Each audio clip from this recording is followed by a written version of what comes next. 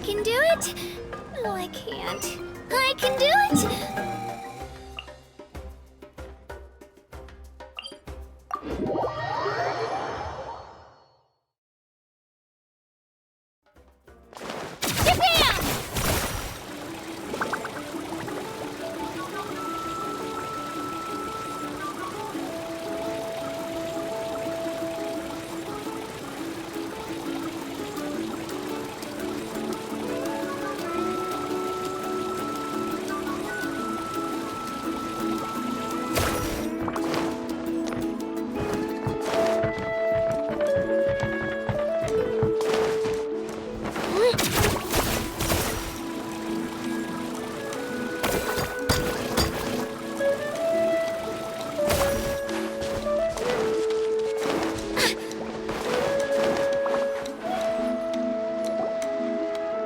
Feels like a whole new Paimon after those 2 days in the hot springs. The Abyss kind of threw a wrench in our relaxation, though. Still, spending time here really has felt like a vacation. The Kaholasaurs are so nice and so fun to play with. Their bellies are super bouncy. Oh, and Atea's snacks were so delicious. She gave Paimon some for the road just this morning, actually. Yelling at some kids who got caught throwing stones in the hot springs, so not much has changed since we first met her. Hey, you guys. Sleep well last night? Yep, this area is so nice. Glad you like it.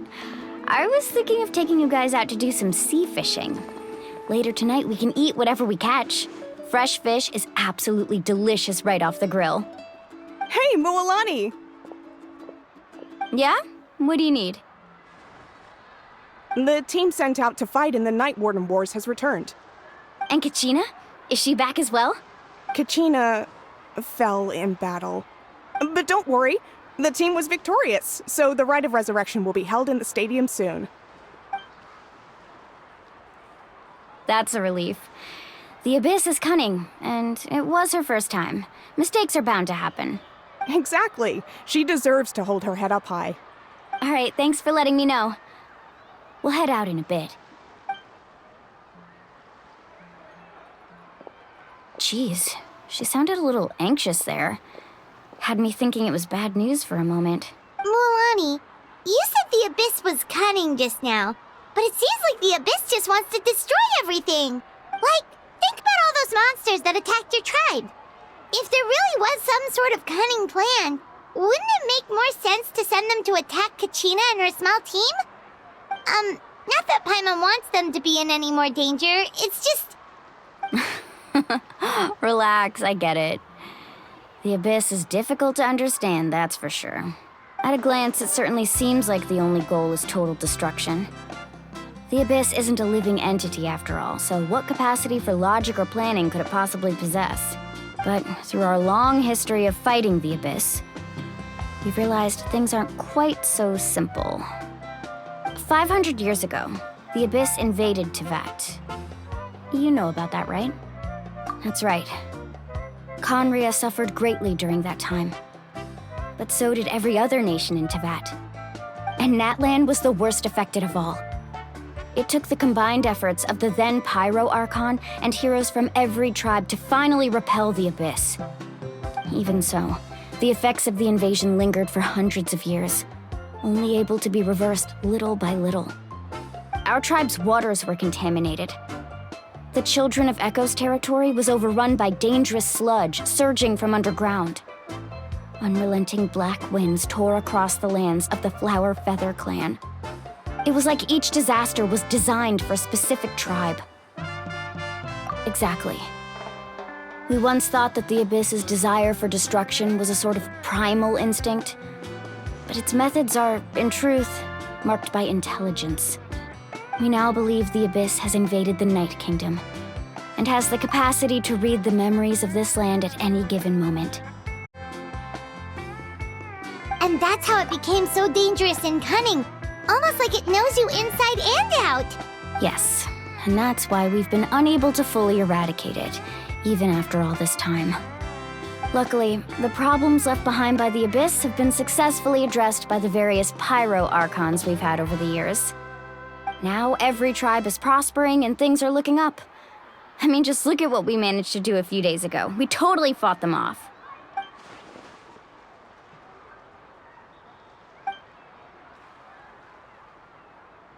You must have had to sacrifice a lot to get to this point. Every battle, every sacrifice is in pursuit of a future where we get to stop fighting. Responsibility, duty, unavoidable burden. Everyone in Natlan views the war differently. But I believe we will be rid of the Abyss one day. And the efforts of all who fought against them will become a story for the ages. To think that my name could survive in ballads passed down to future generations, it's kind of romantic. Everyone has something that drives them forward, you know? We have to. Not only for ourselves, but for our future. Anyway, let's head to the stadium. Our fishing trip can wait until Kachina's back with us. The sea's not going anywhere.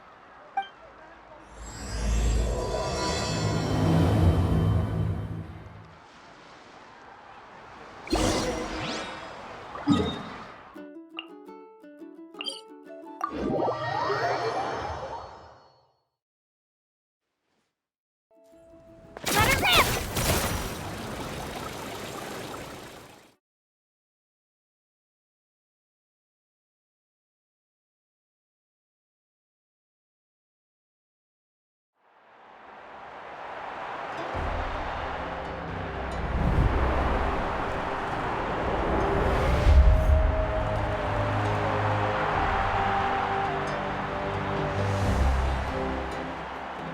Whoa, this place is packed already!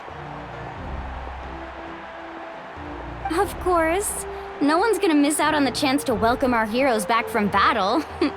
It's their moment of glory. Kachina's gonna be so flustered. She's never had this many eyes on her before.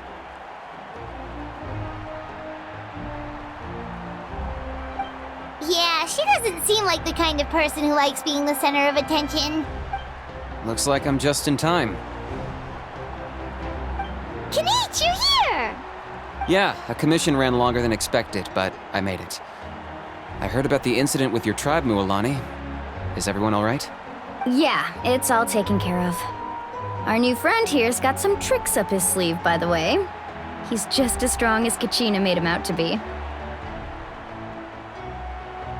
Hey, look! Is it about to start? That's right. Someone will come out and recite a eulogy, and then we'll sing the Ode of Resurrection together. Come on, let's find a spot with a good view. When the singing starts, just follow my lead and you'll be fine. Let's go somewhere higher up so Kachina can spot us.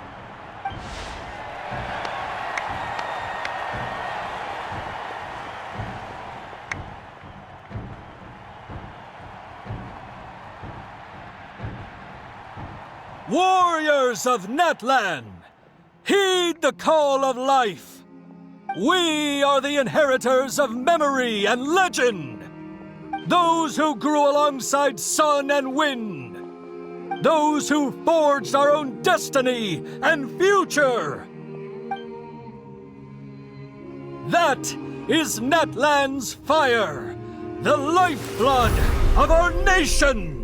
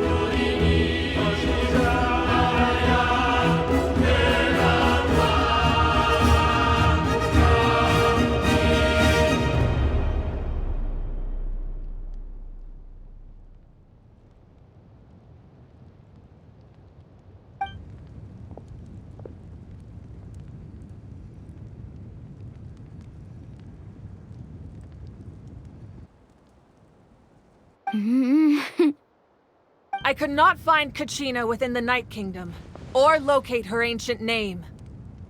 What? What does that even mean? Usually once the ode is complete, the Pyro Archon and resurrected person will emerge from the flames. But something went wrong. What's going on? This has never happened before. Well, I think it's pretty obvious. Clearly, the team sent to fight the Abyss didn't win after all. Think about it. The Ode rekindles all victors. We've witnessed it countless times. Since the Archon couldn't find Kachina in the Night Kingdom, that must mean there's more to this victory than meets the eye. Hey! You just haven't gotten over the fact that Kachina beat you in the pilgrimage! Pathetic. The both of you. Your wild guesses are misplaced. We completed our mission. Maybe you did, but who's to say whether that little girl even contributed at all? Maybe she got scared and ran off. Why would the YUB recognize someone like her, even if she was on the winning team? How dare you insult a hero of Natlan like that? Kachina sacrificed herself to repel the Abyss. She doesn't deserve to be subjected to your vile rumors when she's not even here to defend herself. Calm down, Mualani. There's no point arguing with the likes of them. I can't just sit here and let them slander her like that. To insult a hero of Natlan, the person actually has to be a hero. You... Think about it, everyone. Who do you think is really at fault here? A girl who never should have even gone to war? Or the great Pyro Archon? Why would the rules of our nation suddenly stop working? That's true. If she wasn't revived, it must mean she failed to achieve victory. Maybe the YUB interpret victory in different ways? I mean, that girl didn't look all that strong to me.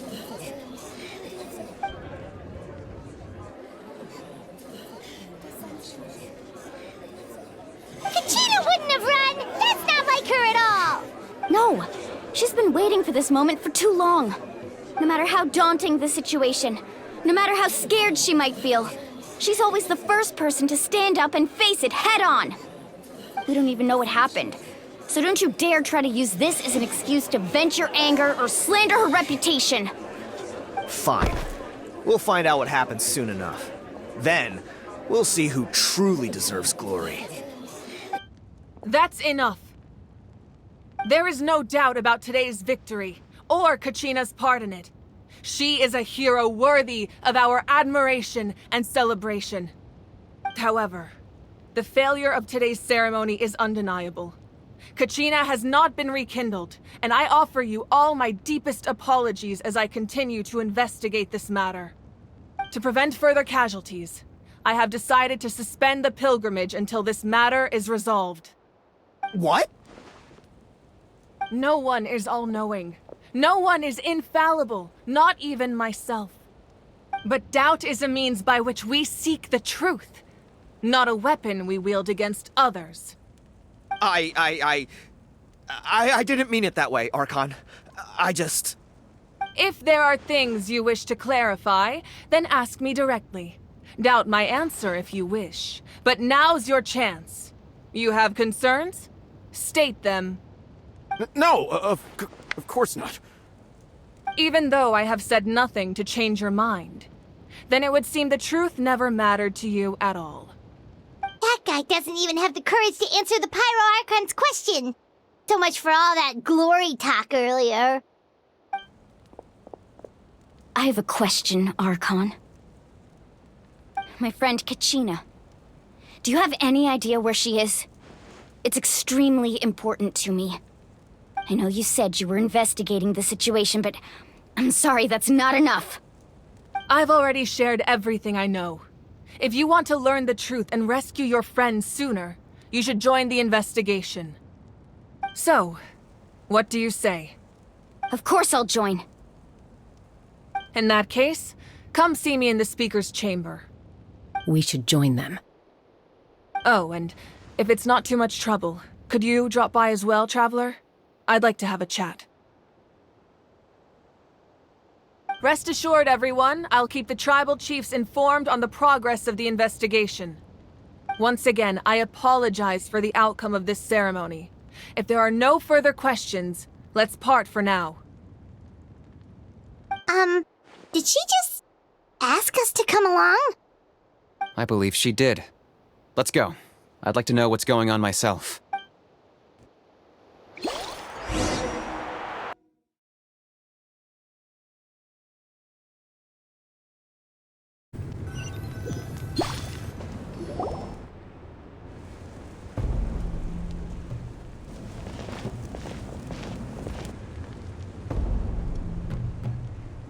The situation is urgent, so I'll get straight to the point. Kachina is undoubtedly a hero of Natlan, and I'm deeply sorry this happened to her. There's been unrest in the Night Kingdom, but I don't know what's causing it. As a result, I've been unable to track down her location. Until we find and address the cause of the unrest, the Ode of Resurrection will continue to be ineffective. And that means Kachina won't be able to come back? That's correct. Not until the problem with the Night Kingdom is resolved. How long will that take? It's hard to say. Kachina always dreamed of fighting the Abyss, of doing her part to defend Natlan. She wasn't afraid of death because she knew, if it came down to it, the Pyro Archon would be there to bring her back to life. Whenever we sat down together, exhausted from training, she would always hum the Ode of Resurrection. She was supposed to come back to us. We were supposed to hug her and celebrate with her and share her joy. We supported her every step of the way, but what are we supposed to do now? Sit peacefully and wait for her return? Lose ourselves in grief over her death? Tell me, are we her friends? Or her murderers? That's not fair, Mualani. It's all right.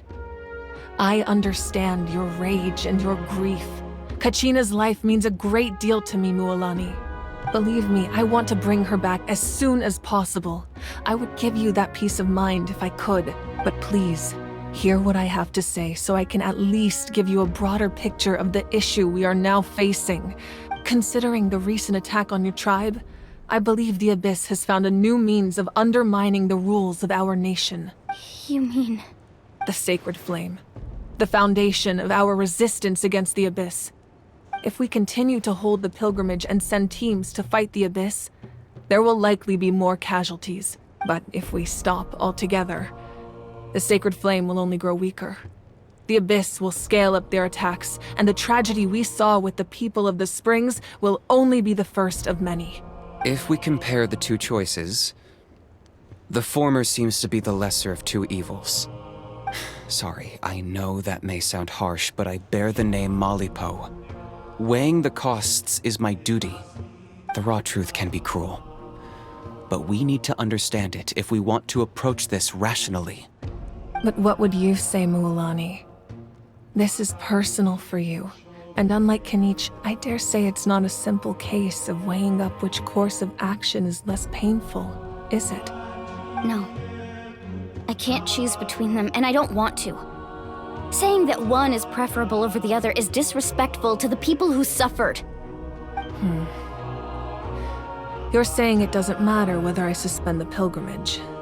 The consequences will be equally painful. Yes. What happened to Kachina breaks my heart. But I couldn't bring myself to sacrifice other people for her sake. And that is the crux of the problem.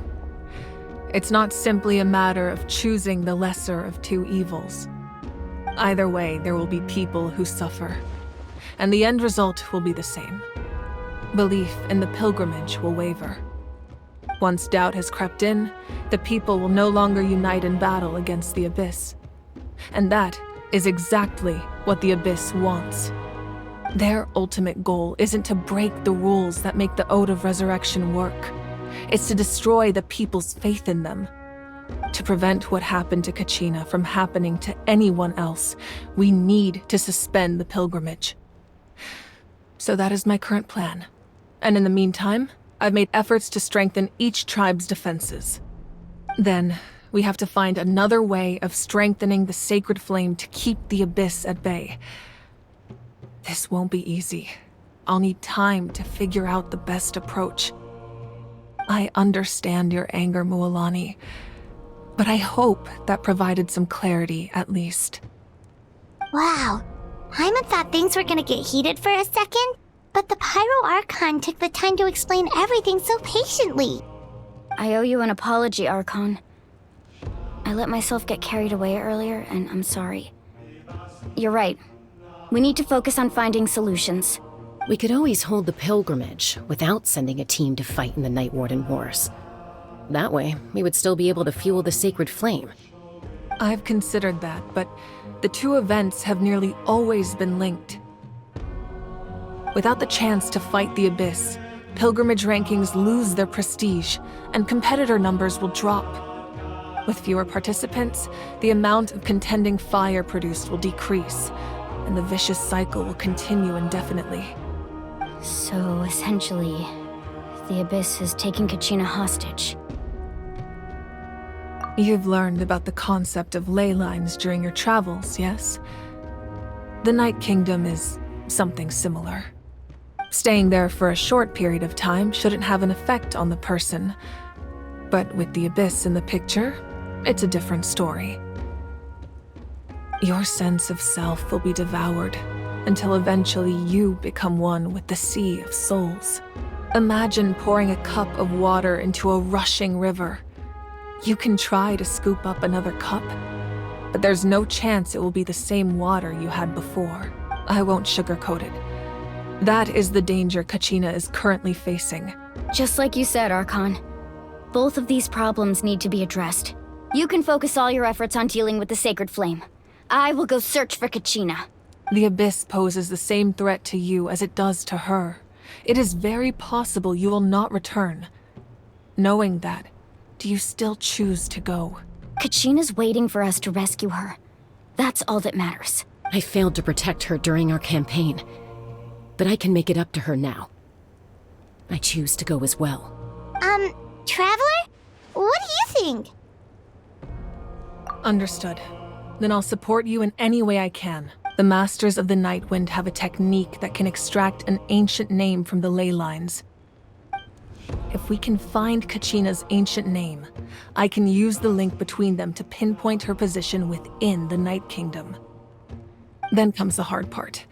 You need to visit the Night Kingdom in person and rescue her. But isn't the Night Kingdom a land of souls? Can we even go there? Under normal circumstances, only the consciousness can enter. But there is a way to go there in person. However, know that the Night Kingdom will attempt to repel you, and the Abyss certainly won't leave you be. That's fine by me. Same here. Fighting the Abyss is nothing new for me. So, Paimon's the only one who's scared? Well, if you're going, Traveler, Paimon's going too. Citlali of the Masters of the Nightwind once created an artifact that can be used to communicate with the Wyab. We call it the Spirit Speaker Stone. It was originally used as a ceremonial artifact wielded by the tribal chiefs. But that spiritual quality also means it can be used to search for an ancient name. That was the artifact I delivered to the Scions of the Canopy a few days ago. Didn't think I'd be hearing about it again so soon. Thank you so much for your help, everyone. Your thanks are unnecessary. I will offer you whatever aid I can, but your fellowship and courage are what will truly decide the success of this operation. Besides, you're the ones helping me. I can only focus on one thing at a time, after all. Traveler, I certainly didn't expect our first conversation to be so serious. I've heard all about your accomplishments. Ever since you arrived, I've been hoping to meet you and offer you Natlan's highest level of hospitality. Why? Why? Is that not what happened in the other nations you visited? Yeah, things were pretty complicated at the start. And, in the middle. But our reputation's solid nowadays. That's more like it. After all, I've heard you're someone who transcends fate. Perhaps even more than you can imagine. But we can talk about that some other time. Ideally, this would be the perfect night for a drink and some musical ambiance. But there are important things to be done. Oh, I almost forgot. Atea was wounded in the fight against the Abyss. She wanted us to give this to you. It embodies fond memories and my strength of will. That's what she asked us to tell you. She said you'd know what that means. I didn't think this day would come so soon. The flames of her life force. I can feel them flowing within the talisman. If things were different, the two of us could have enjoyed the hot springs together while she gave this to me in person. We're supposed to be hot spring buddies after all. But don't worry. This talisman means a great deal to me. I'll take good care of it. And once this is all over, I'll pay Atea a visit.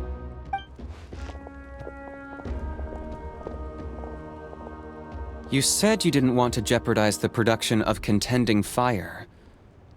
But that's not at all why you decided to suspend the pilgrimage, is it? You're right. Even now, the production of Contending Fire is far from sufficient. The gradual corrosion caused by the Abyss has resulted in a massive shortage of Pyro energy, and we're currently at the breaking point. As things stand, the pilgrimage is a lost cause. Suspending it allows us to save our strength to defend the tribes.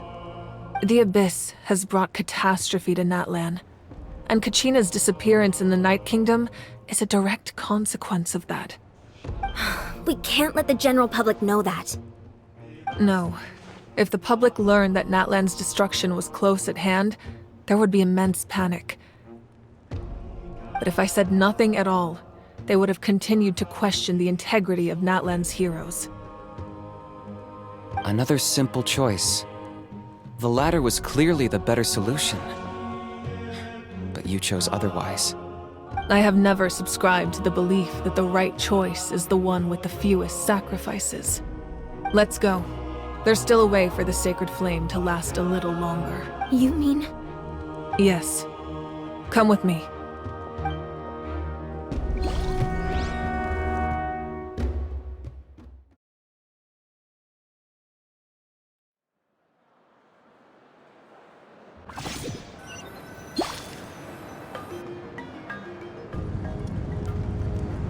The sacred flame must never go out.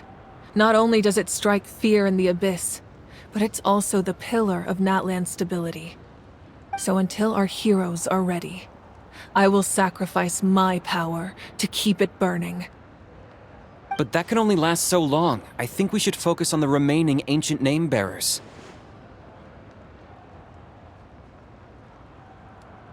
Don't let desperation cloud your judgment. Those chosen by the Wyab have already embarked on their destined path. It is for them to decide how that journey ends, not us. All we can do is support them. Even so, for you to make this sacrifice, it's not right. If not me, then who? No other is capable of sustaining the sacred flame. I possess great strength, but I'm not above my people. This is part of my duty.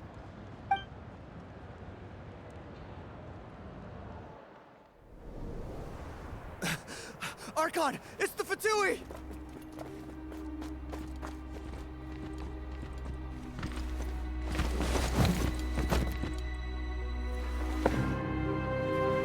The Archon of Natlan. A force to be reckoned with. The secret of the ley lines is no secret to me. Long have they been destined for ruin. And since the oath made 5 centuries ago remains unfulfilled, what use is the Gnosis in your hands? I don't know what you mean. But it sounds like this is about more than the Tsaritsa. In times of crisis, someone must pick up the mantle of salvation. Your plan has reached an impasse, and now it falls to me to create new rules for Natlan. But before the dawn of a new age, the old must be destroyed.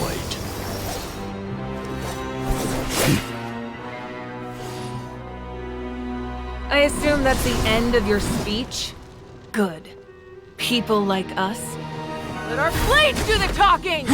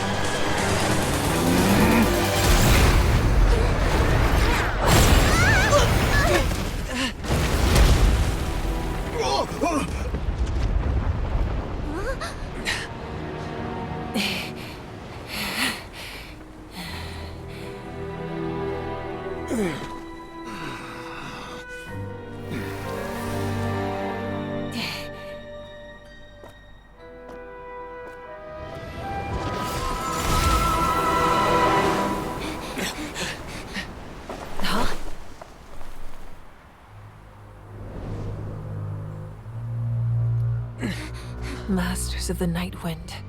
Send word. The captain and his followers must be apprehended.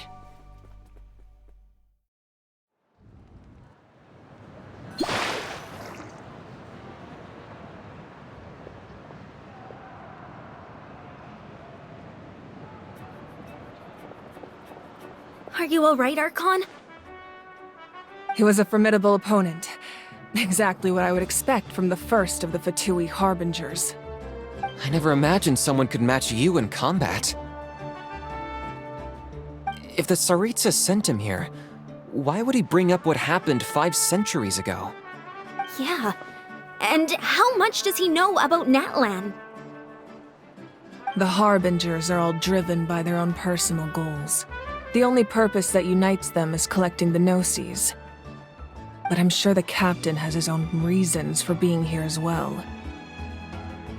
Whatever his motive, we should shift our focus to the Fatui. If they attack again, and we're not prepared, we're done for. No, we're running out of time. The wound I inflicted should hold him back and weaken him for the time being. Besides, I'm sure you noticed, the power that came to his rescue just now came from the Masters of the Night Wind. In other words, there are traitors among us. Not necessarily. This could prove to be a very valuable turn of events. When we exchanged final blows, I sensed an unusual presence within him. I'll need to investigate further. Kanich, go to the Masters of the Night Wind and look into who could have aided the captain. Speak to Sitlali. She should know. Of course, I'll head out right now. Do you still intend to... Yes, but fear not.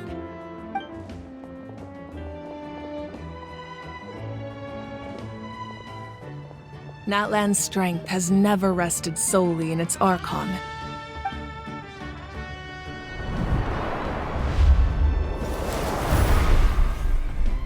Together we foresaw the only path that leads to our nation's future. We must trust in that vision now.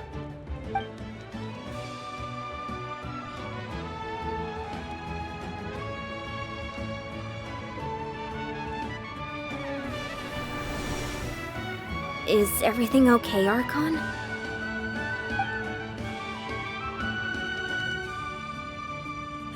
Completely fine. Just lamenting the fact that I never got a picture when I could still turn my hair into flames. Too late now. I just hope the others have a safe journey.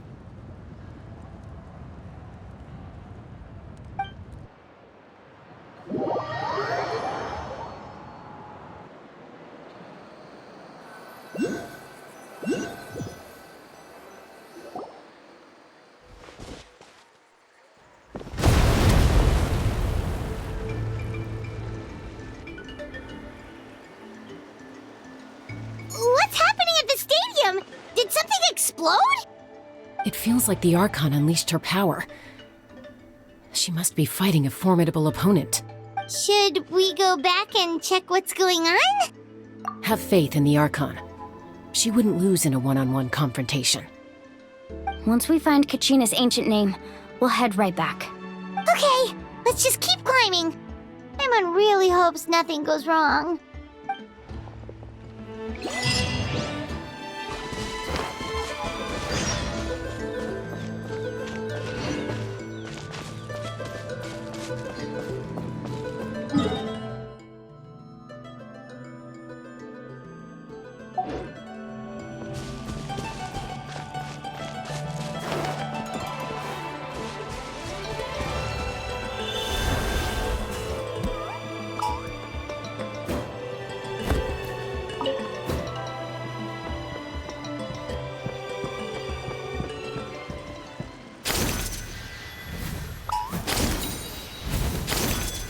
What can you tell us about the Scions of the Canopy?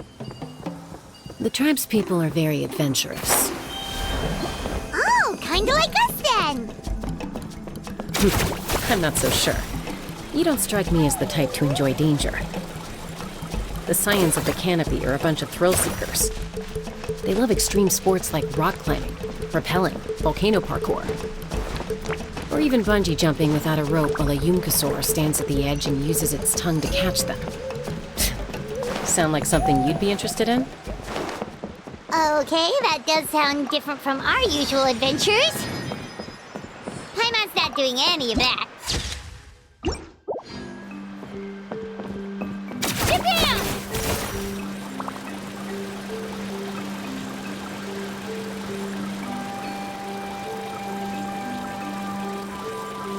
That's Wyna, the tribal chief. Let's head over to him.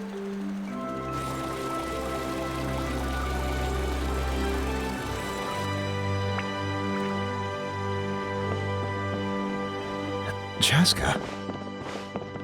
Nice to see you again, Wyna. I'm afraid we don't have time for pleasantries, so I'll get right to it. We're here for the Spirit Speaker Stone. Whoa, hold on a second. At least tell me why you need it first. My friend Kachina is trapped within the Night Kingdom. We need the stone to find her ancient name and rescue her. Rescue her? From the Night Kingdom? That's right. I'm sorry, but someone needs to tell you what you don't want to hear. Going there, a mature warrior would never make such a foolish decision. The nature of battle is unpredictable. You never know how it's going to end. Losing a friend is tragic, but when that happens, the best thing you can do is focus on how to prevent further casualties. I appreciate what you're trying to say, Chief Wyna. But if the price of maturity is abandoning a friend in need, I'll choose foolishness any day. If Kachina's still holding on, then so will I. I thought you might say that. Is something wrong, Wyna? This doesn't seem like you. Life isn't complete without taking risks. That's always been your mantra. It's nothing. The Night Kingdom is a dangerous place. Can't blame me for checking if you were up to the task. If you're that determined, far be it from me to stop you. Here's the stone. Keep it safe, okay? It's not like we have a spare. Thank you. Huh. Seems like you two go way back. But aren't you from the Flower Feather clan, Chaska? Oh, Chaska's a peacekeeper, so she's famous throughout the tribes. She's always the one people call to resolve conflicts, so we slowly got to know each other that way. Her younger sister Quichi's always hanging around our tribe, too. She's helped us out a lot in the past. Oh, you have a younger sister? Yes, I'll introduce you to her sometime. But let's get back to business. Waina, how do we use the stone? As you probably know, your intended destination is completely different from the real world. The Night Kingdom is like a river flowing with concepts, and the ancient name you seek is like a tiny fish swimming downstream. In that sense, the stone is like a fishing boat drifting down the river. But the boat alone isn't enough. You need a fisherman experienced enough to steer it in the right direction. We couldn't do that ourselves? With a little practice, I'm sure you could. You have the strength and the talent. If you want to make sure this works, though, I could recommend someone to you. Who? Vichama, a legendary warrior and scout from our tribe. He's got a keen eye and a well-honed intuition. Even his ancient name means to seek. If you're fishing for a name, you're gonna want him on the boat. Vichama? Why does that name sound familiar? He's one of Auntie Atea's hot spring buddies. I've heard stories about him. Where can we find him? Ever since Malco passed, he spends most of his time gazing out at the scenery from the cliff tops. Follow the path that way, and I'm sure you'll find him. Thank you. We'll go look for him there. Good luck. I hope everything goes well.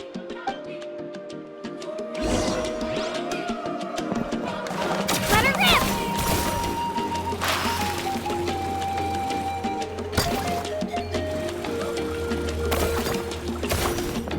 Fallen leaves, adorn my night!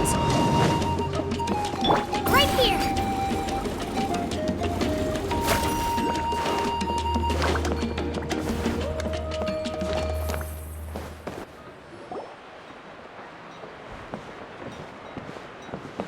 Someone admiring the scenery from the cliff tops. Ah! That must be him! Hello there, are you Vichama? That's me. Did you need something?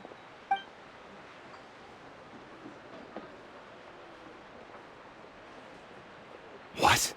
You're saying you can bring someone back from the Night Kingdom? How is that even possible? No, if you really think about it, anything's possible in that kind of place. But that would mean... Are you okay? You don't look so good. Everything's fine. I'll help you. But I do have a small request. After I help you find Kachina's ancient name, I want to use the stone to look for my friends as well. Your friend? Oh, why not mention someone named Malco? Is that who you're talking about? Yes, but I'd rather not get into it if it's all the same to you. That's not a problem. We agree to your request. Yeah. Since you're helping us find Kachina's ancient name, it's only right that we return the favor. Then we're agreed. Can I have a look at the stone?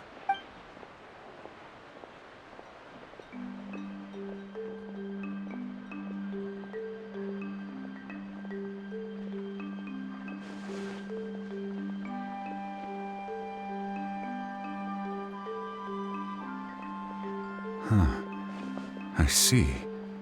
From what I can tell, it functions almost like an abyssal pylon. Both connect the Night Kingdom to the living world. Once the connection is established, the abyss will come surging through the opening like a predator honing in on the scent of blood. So we have to be sure not to use it in a tribal settlement. Wow, you got all that just from looking at it? I just picked up on the basics, really. I still have no idea why it works. You said someone named Lali invented this. They must be a genius. I'll go find an open area and start setting things up. In the meantime, I need you to get 2 things for me. We'll go right away. What do you need? First, I'll need some hook ropes. Pretty much every store around here carries them, so no need to go anywhere special. Oh, and I need to build a net out of them, so make sure you get a good amount. Wait, are you saying you're going to use a real net to catch Kachina's ancient name? How does that work when one's tangible and one's not? By creating something tangible in our world, like a net, we can create a connection to a corresponding concept in the Night Kingdom. Basically, I'm going to use the concept of a net to catch something equally intangible, an ancient name. Oh, I see. What about the second thing you needed? Right. I need two chunks of obsidian. Once we bring the ancient names into our world, we'll need a place to store them. Normally, you can only get obsidian from the Children of Echoes, but I heard there's a traveling merchant from that tribe around here somewhere, so maybe you can try your luck there. Gotcha! All right, let's split up. See that clearing? Let's meet over there when you're done. Oh, and you can send someone with me if you want. In case you're worried I might take the stone for myself. What do you think, Chaska? There's no need. Lena spoke highly of you. That means you're trustworthy. I appreciate it, even though that doesn't mean much to me anymore. Anyway, it'll take some time to set everything up, so no need to rush. I'll see you in a bit.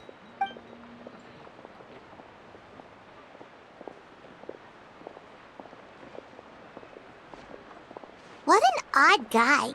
He seems so defeated, but also really invested in the stone at the same time. I don't have any more insight than you, Paimon. Let's just focus on the preparations for now. Hang on, Kachina. We're coming for you.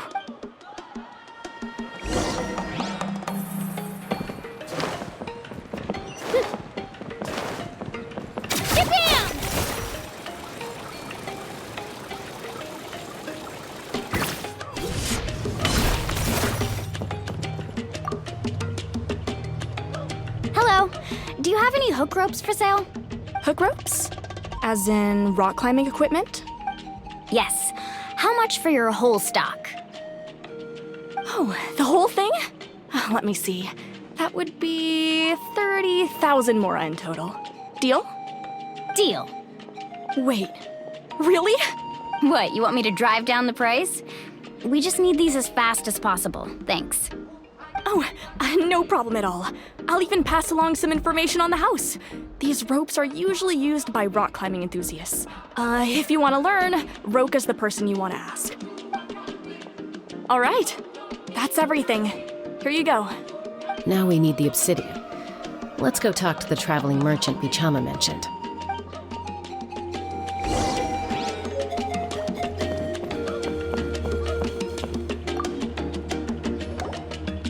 Excuse me, do you sell obsidian? Why, yes.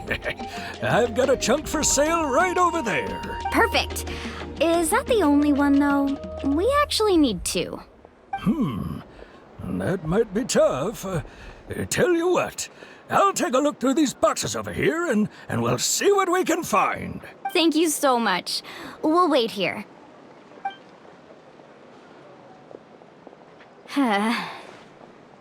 Relax. Everything's going according to plan. I know, it's just...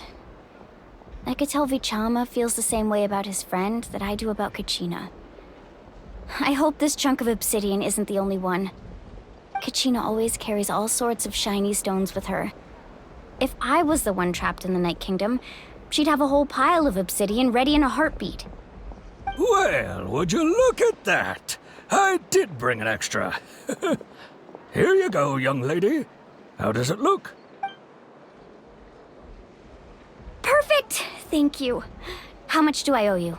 If you hadn't shown up, these stones would have just sat here collecting dust. I'll take 3,000 mora for both. Here you go. By the way, I heard you mention Vichama just now. You running an errand for him, then? How's he doing? Malko's been gone for 5 years now. It's about time he started to move forward. Do you know what happened between them? I heard about it in passing while I was out drinking one night, but I don't know all the details. Vichama and Malko grew up together, and even made a name for themselves together.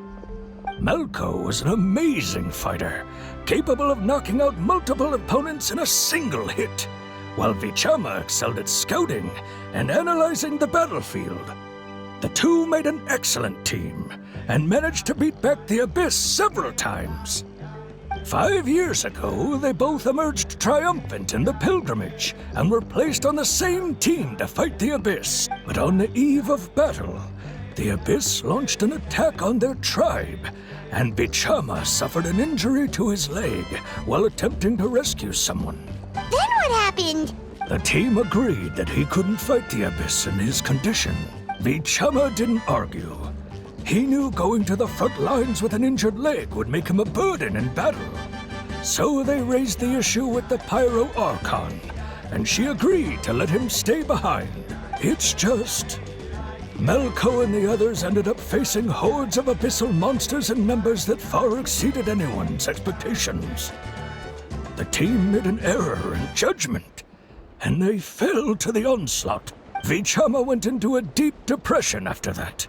He blames himself for everything. Oh, you're not wrong. But it's possible he chooses to blame himself.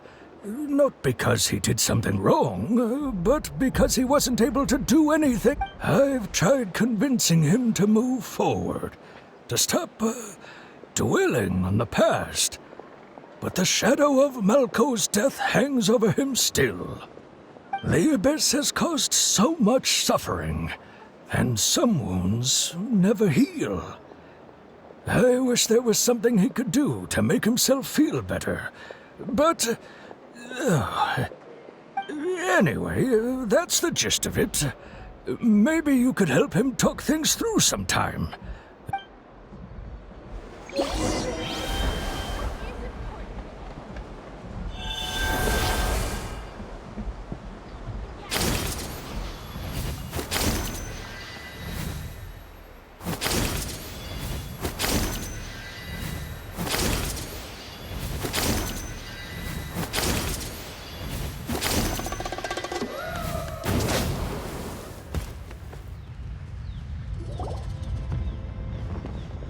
Did you get everything?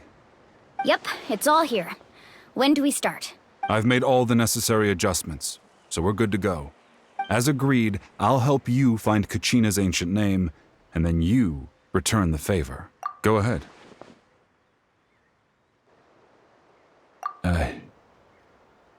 Yes.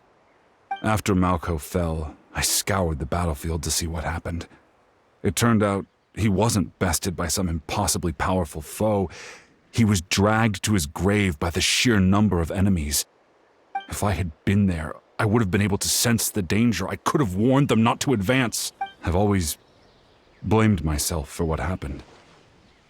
But when you told me about Kachina, I realized there's a chance Malko might also be alive, fighting for survival in the Night Kingdom. But that happened several years ago, right?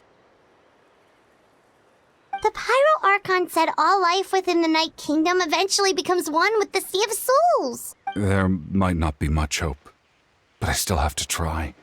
Malko and I promised each other, even if we never managed to root out the Abyss for good, we would fight together until the end. All right, let's get to it. I'll start searching for the conceptualized version of Kachina's ancient name. If you see any fragments scattered around the area, please collect them.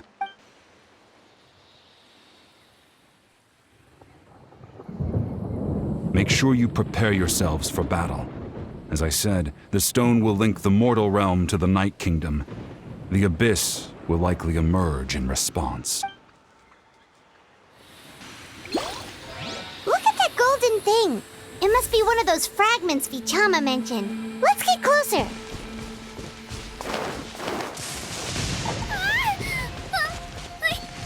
I'm not scared. I was just caught off guard.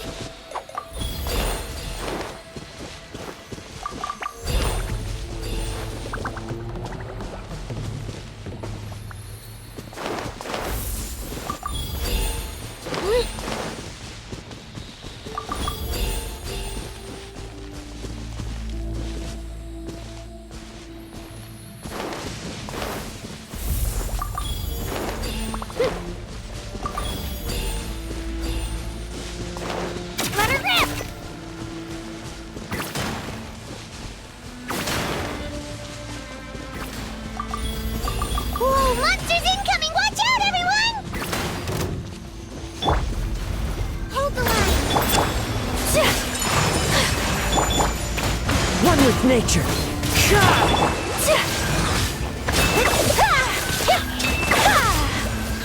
Whirling snow!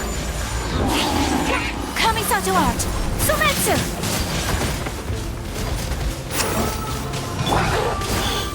The wind knows me. Take flight! Rust and rebuild! Right here!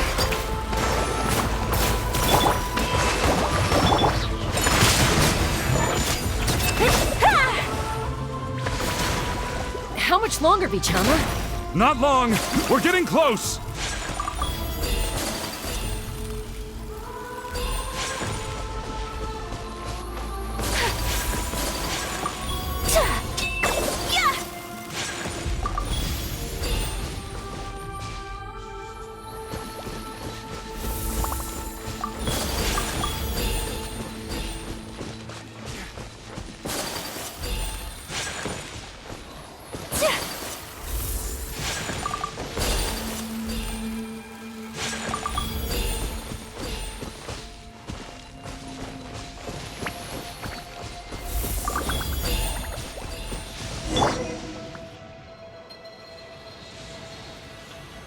Vichama!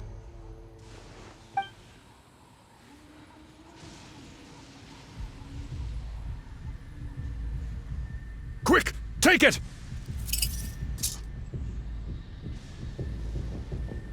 I found Kachina's ancient name. Hang in there, Malko. Just a little longer. Something's not right. The power of the Abyss is getting stronger. The Abyss is corroding his body! Vichama, you can't keep going, you'll die! I should have died 5 years ago. I just need a little more time. Please, I'm almost there. Thank you.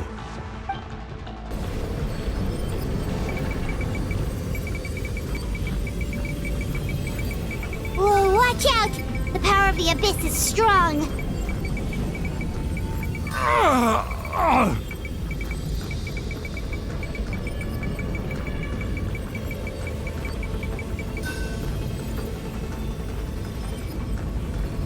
This power.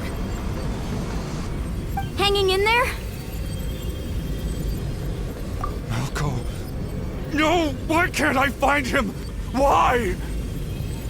We can't wait any longer. Pull him away from the stone, Mualani. I already tried, but the power of the Abyss has him in a chokehold.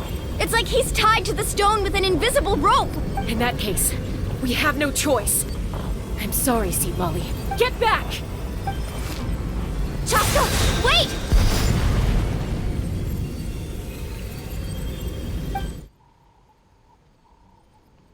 Ouch! What happened just now? It looked like the Spirit Speaker stone was... The stone's power was spiraling out of control. The only way to stop it was to destroy it. You were all caught in the shockwave of the explosion. You might feel dizzy for a while, but that's normal. Give us a heads up next time, will you? You're lucky we managed to dodge it in time. I thought I said to get back. Yeah, barely a second before you made it go poof. Not everyone has your reflexes, Chaska. We were this close to getting dragged into the explosion. Okay, I'll be more careful next time. At least Kachina's ancient name is still in one piece. Wait, where's Vichama? Vichama! Vichama! I couldn't find Malko's ancient name. It must be completely gone by now. Once your ancient name disappears, there's no coming back. From the very beginning, I knew there was a slim chance, but still. And now... it's too late to save him. From the minute he left that day, it was already too late. Vichama. I'm sure he's heard enough condolences over the years. Let's just give him some space. Huh? What's that in your hands, Vichama? It looks like something's glowing! Huh? This is...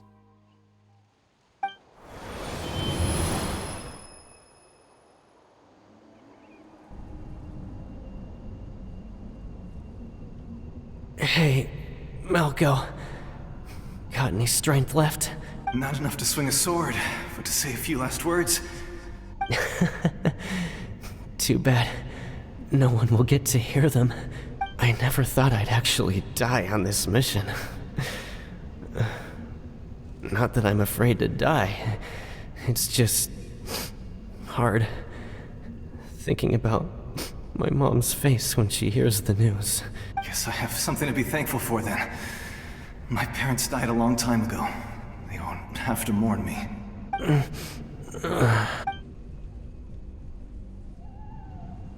Pisak! Always had to beat me at everything, didn't you? Right to the end, you were never one for goodbyes. Maybe you're right. Maybe no one will get to hear our last words. But just in case, Vichama, I'm so glad you didn't come with us. Don't be sad. Just keep on living. For the both of us.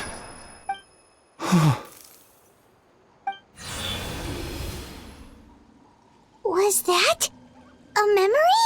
Seems like we were able to salvage something after all.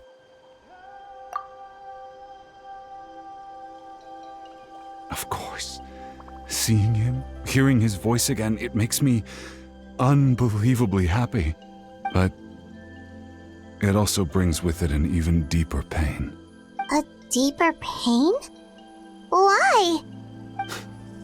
Malko was always the type to put on a brave face. But in that memory just now, his hands were shaking. For all these years, I regretted not being able to fight alongside him to the end. And now I know, at the end of his life, he was thinking the same thing. Vichama.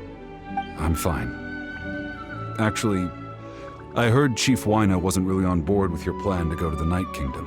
When you asked for my help, I hesitated too.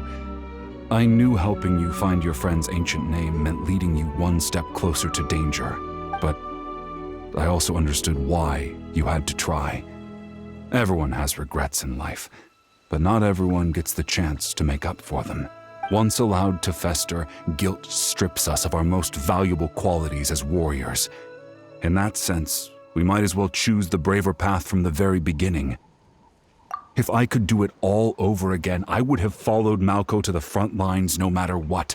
Even with an injured leg, there were still things I could have done. That way, even if the outcome stayed the same, I still would have fought alongside him to the end. There are critical junctures in life, and if you don't seize the chance to act, there's no going back.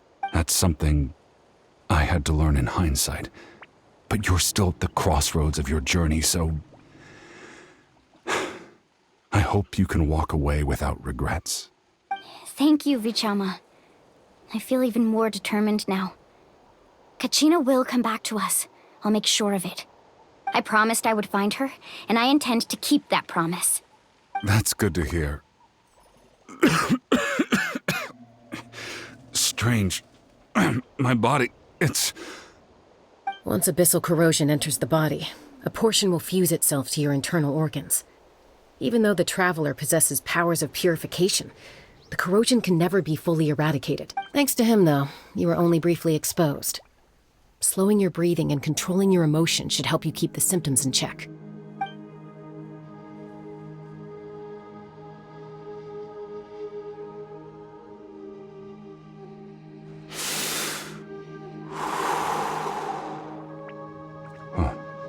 That does make me feel better.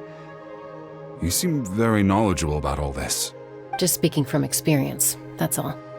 Anyway, we've recovered Kachina's ancient name, so we're off to a great start. Let's get Vichama back to his tribe and tell Wyna the good news. Oh, and apologize for destroying the Spirit Speaker Stone. We had no choice, though, so he'll probably understand.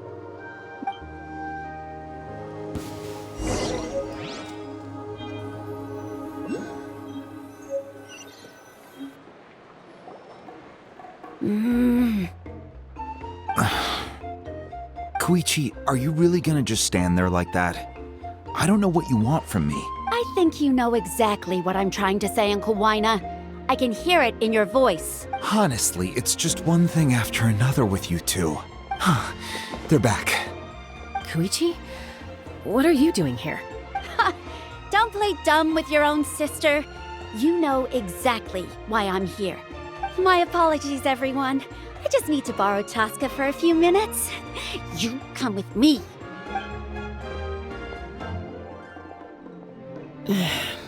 I'll be just a moment. Who was that? Koichi, Chaska's younger sister.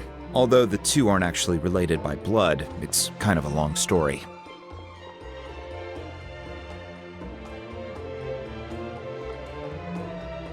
It's not really my story to tell, but I guess it's not a secret. You see, Chaska was actually raised by cuckoo sores. She was afflicted with a rare disease when she was a child, and abandoned in the wild as a result. The Abyss found her out there, all on her own, and tried to devour her. But in the end, all that did was trigger her will to live. That strength of will pushed her to survive. But it also planted a seed of conflict within her. Eventually, she was adopted by the cuckoo sores. Wherever they went, she followed, getting into fights right and left. For some reason, Paimon can totally imagine that. Well, when Chaska finally returned to human society, it was Koichi's parents who adopted her. At the time, Chaska still had a habit of getting into fights, so Koichi was always taking her around, apologizing to everyone. Ah, I remember those days. One of those fights was definitely with me. But, you know, kids. You're fighting one minute and your friend's the next. Eventually, she found a way to rein in that desire to fight. And now she's who people call to resolve conflicts. She's known as the Peacemaker. It sounds like she still argues with Koichi, though. Don't siblings usually stop fighting when they get older? That's partly my fault. Koichi asked me to stop Chaska from doing anything dangerous, but you probably know by now, once Chaska makes up her mind, there's no changing it. Oh, I get it. No wonder you tried to talk us out of going to the Night Kingdom. Chaska even said that wasn't like you. I'm all for your adventure. You need to take risks when you're young, because by the time you're my age, you couldn't attempt something like that even if you wanted to. Better try now than live with regrets later. That's what I say. Still, I can understand where Koichi's coming from. In the end, nobody wants to sit back and let a loved one put their life on the line.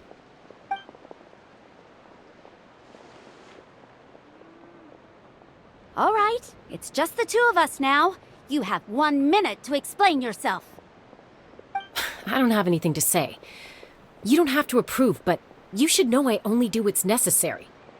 That attitude is exactly the problem.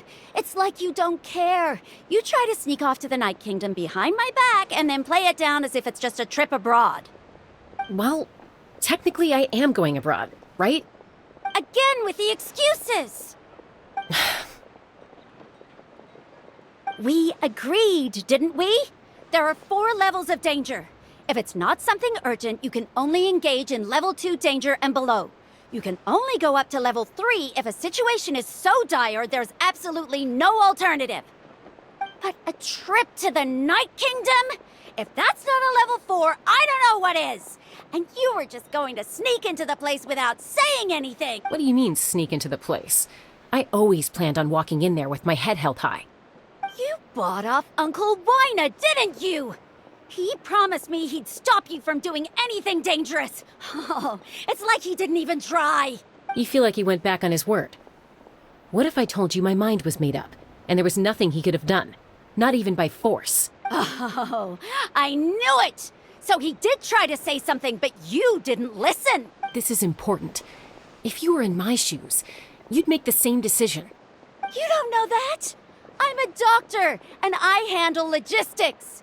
If you're going to waltz into a dangerous situation where you could lose control at any moment, it's my duty to say something. All right, whatever. Anything else? What do you mean, anything else? Why don't you reflect on what you've done and promise me you'll stay put? Time out. Is this one of our normal arguments or a serious one? Chaska, does it sound like I'm joking? Then you need to know something. What happened to Kachina was partially my fault. I can't leave her there to die. That's not who I am. But the person you become when you lose control, that's also not who you are. That's a different issue. You said it yourself. A person is only as good as their morals. If I want to live in Natlan, I need to display qualities that make me worthy of this nation. I've also told you that managing your condition is equally important. Sometimes you have to make sacrifices. All right, let's stop this here. If we keep going, I might actually have to get serious. And I think Wyna prefers his roof attached to his house. Is that a threat? That sounds like a threat to me. Koichi! Younger sisters are supposed to listen to their elders. So, you're really going to go, no matter what I say? I'm supposed to be your sister.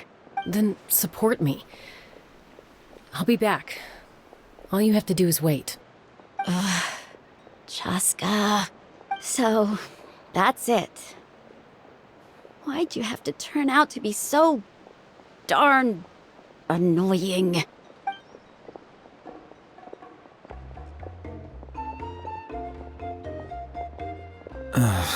You two are something else. Something you wanted to say? I know you aren't related by blood, but you two sure are similar. Really? You know, I said that very thing to Koichi not too long ago, and she reacted the exact same way, down to the very tone of voice. It's not my place to get involved, but I will say this. Try to spend a little more time with your sister. You're tough kids. That doesn't mean you have to go it alone. Thank you. Anytime. All right. If you're done with the Spirit Speaker Stone, you might as well hand it over. According to Kinich, it's an important ceremonial artifact, so it'd be safer to keep it with me. About that. If only Tone Deaf Bard was here, he could have repaired it just like the Holy Liar. It might be in a few more pieces than you remember. Huh?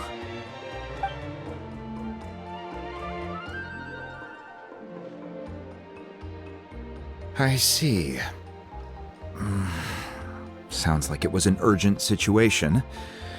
If someone's life was on the line, then you had no choice. Still, Citlali's going to be a nightmare to deal with now that you've broken her stuff. I'll explain everything to her later. Stay safe out there in the Night Kingdom, okay? I'll wait here for your safe return.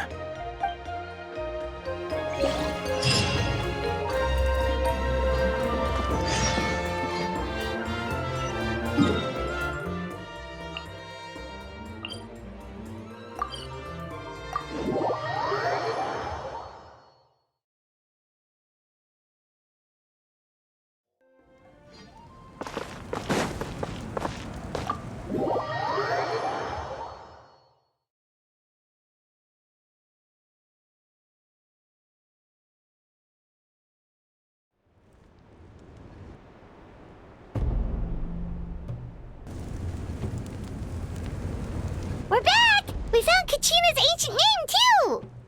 Well, it's fairly complicated. Let me give you the condensed version. The Fatui again? We can't go anywhere without them causing trouble. But what if the Fatui finds out you've lost your power? Won't they try to take advantage of the situation? That's why it has to be our little secret. No one else can know, or we're asking for trouble. Look, I wish I could offer you some sort of consolation, but I won't lie to you. With multiple factions closing in, there's nothing comforting about the situation we're facing.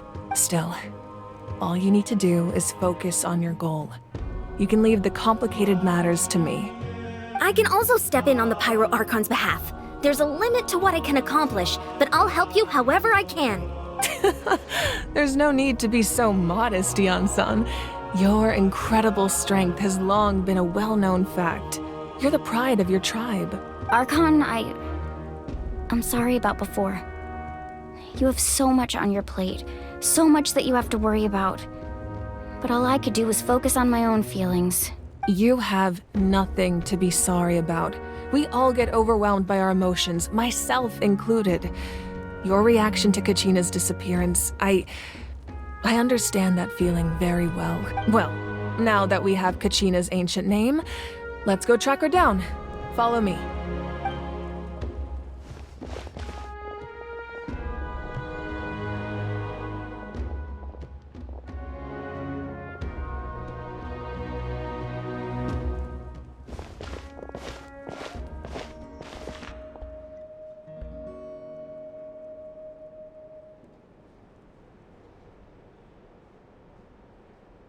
What is this place? Hey, isn't that Atea's talisman?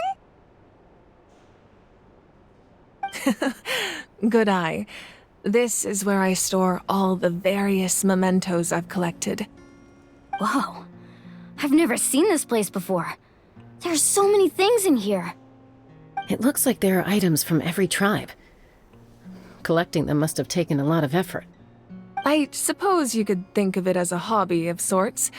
In Natlan, everyone grows up listening to the stories of heroes.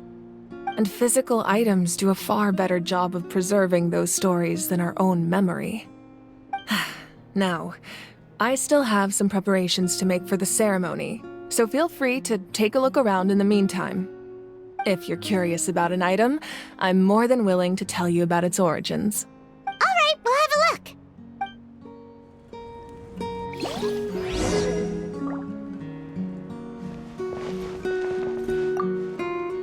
Make sure to handle everything with care. This cup, for example, it's heavier than it looks.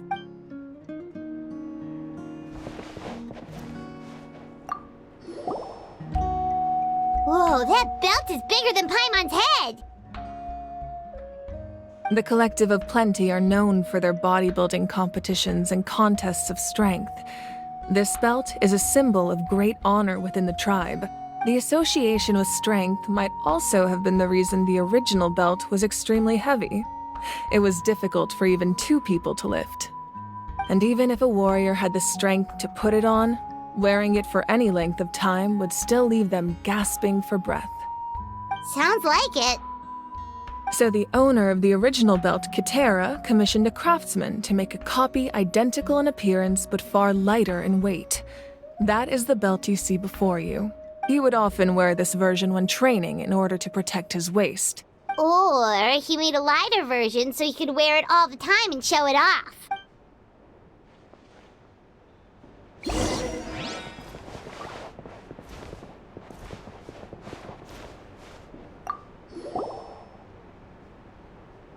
There are so many jars and potions around here. Do they have anything to do with alchemy? No, those belong to the Masters of the Nightwind. They're ceremonial tools used to amplify the ability to communicate with the Night Kingdom and the Wyab. Yamaya is an expert in this field, and she taught me a lot. Even though she appears stoic and serious, she actually has a keen sense of humor. The tools you see here are quite traditional. Her students found them outdated, so she passed them on to me. The contents of the jars aren't all that special. Except the big jar in the middle. That's what she really wanted to give me. Ooh, must be something really cool. What's inside? Grape juice. Huh? It's quite tasty, although probably expired by now.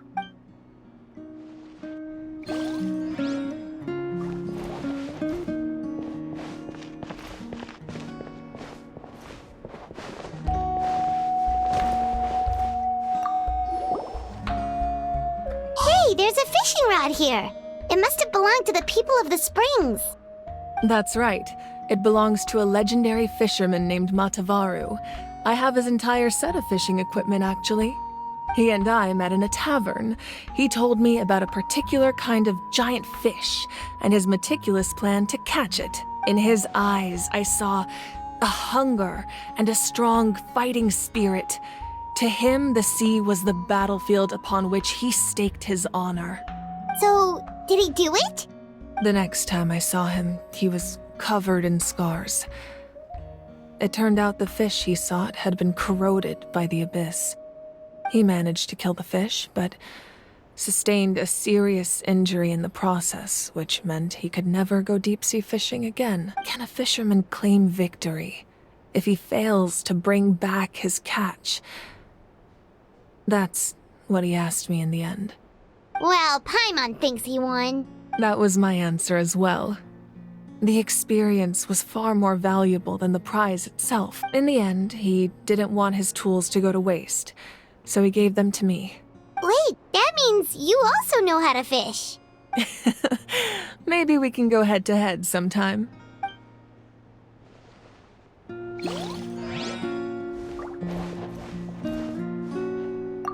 This fishing basket looks familiar.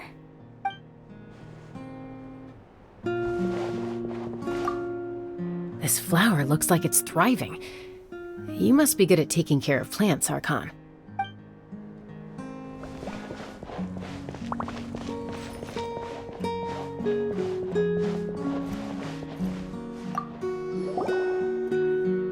This is Atea's talisman. I'm sure you're familiar with this one already. Atea was rarely ever without it. The talisman brought her a lot of luck in battle.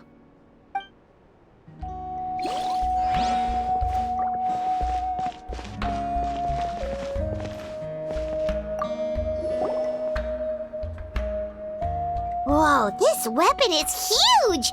Which tribe did it belong to? Ah, that weapon belonged to Tenoch, a hero from 500 years ago. Strictly speaking, he didn't belong to any single tribe. That's because even before the disaster with the Abyss broke out, he had already been exiled. Exiled? It was a punishment imposed out of necessity, but he accepted it all the same. He believed it was what he deserved. When the Abyss attacked, the tribes found themselves in urgent need of a powerful figure to lead them into the battle, and there was no one more courageous or resolute than him. He united the 6 tribes and accomplished great feats throughout the war. Ultimately, he perished, and because he had already lost his ancient name, the Ode of Resurrection was unable to bring him back. And so, he was laid to rest, alongside the countless warriors and civilians who lost their lives, buried in the soil of his native land. Wow, he sounds like a true hero.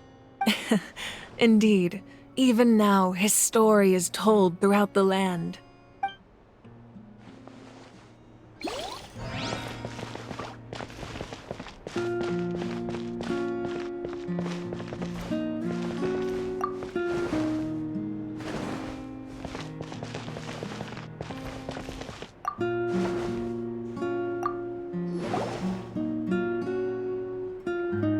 The powder still needs some time to settle, so let's wait a little longer. Well, what do you think of my collection? Do you feel like you have a better understanding of Natlan's culture now? Yeah, if each item represents a different story, seems like Natlan's really been through a lot. Does every item hold a special memory, just like Atea's talisman? That's right. The items in my collection actually serve a similar purpose to the ancient names passed down among the tribes. They demonstrate the true shape of time. The shape of time? Most people perceive time as a linear concept, almost like a straight line that can only move forward. We cannot change the past or predict the future. But there's also a different theory, one that I believe to be closer to the truth. Namely, that the past, present, and future all exist at once. At once? Paimon's not sure she understands. Let's say your journey ended right now. Thinking back on your experience in each nation, which one would you say was the most important? Exactly. Even at the end of your journey, the things you experienced along the way don't cease to exist. They become part of who you are. Take out a portion of that journey, and you would likely make very different decisions, and eventually arrive at a very different destination. The future is the same way. It exists even though it has yet to come to pass. We just lack the means to perceive it. Of course, there are those with the power to foresee the future. They simply call it by a different name. Fate. You're quite familiar with that concept, I would imagine. That does kinda the future hasn't happened, but already exists. Humanity excels at living in the present, but too often we forget the past and neglect the future, while the Pilgrimage and the Night Warden Wars lead us to a better future. Only by uniting the people of Natlan across countless eras can we fight back against an enemy as formidable as the Abyss. To come up with such a set of rules, the first Pyro Archon must have possessed a level of insight I can only imagine. That's correct. At first, he was a mortal man with no special power. After he ascended to the Divine Throne, he used it to borrow power from the heavens and establish the rules of Natlan. Namely, a framework through which ordinary people can ascend to Archonhood. By holding the pilgrimage, we're able to determine the strongest among us. And when that person ascends to the Divine Throne, their inner flame will awaken. In addition, the sacred flame will grant them significant knowledge and memory of this land. After all, that's how I came to know everything I just told you. So, it all comes down to the power of the Divine Throne and the rules. Wait, is that a family portrait? Yes, that's my mother, father, younger sister, and the little saurians we raised. I turned a piece of my dad's leather armor into a canvas and commissioned a famous artist to paint our likeness. Your sister is so cute! It looks like the two of you are really close. Paimon was having a hard time thinking of an Archon as an ordinary person, but seeing this portrait, it kind of makes sense now.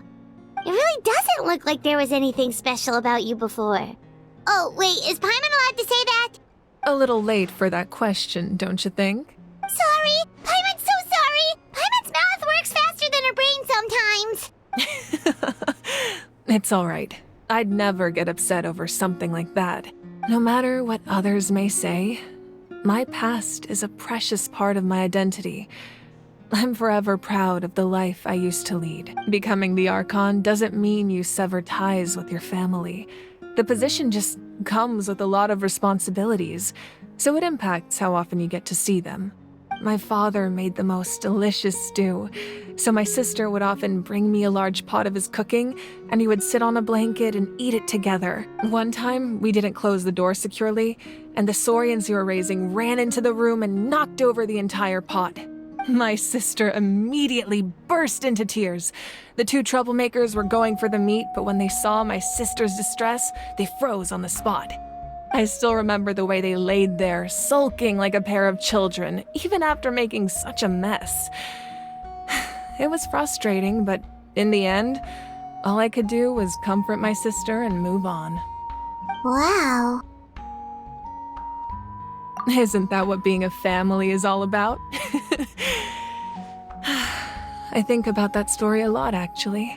As the Archon, I made a vow to defend this nation, and experiences like that, they remind me exactly what I'm trying to protect. Well, what happened after that?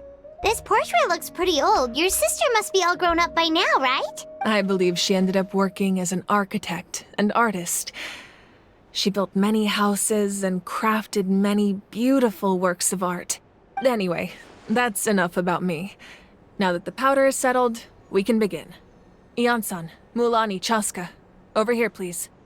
Place the ancient name up there, and then we'll begin.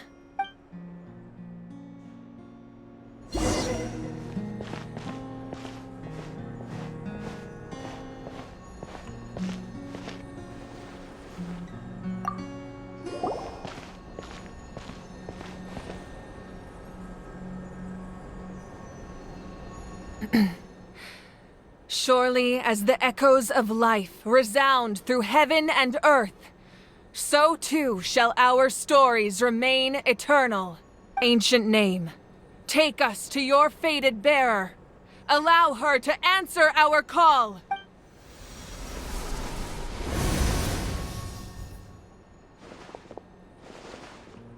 Am I hallucinating again? Kachina! Are you okay? Huh? I'm not seeing things, am I? Is the Abyss playing tricks on me again? It's okay, Kachina. It's just us. We're trying to find a way to bring you back. Everyone, you have to listen to me. I've been investigating the Night Kingdom this entire time, and I figured out what's wrong. The Wyab is being affected by the Abyss.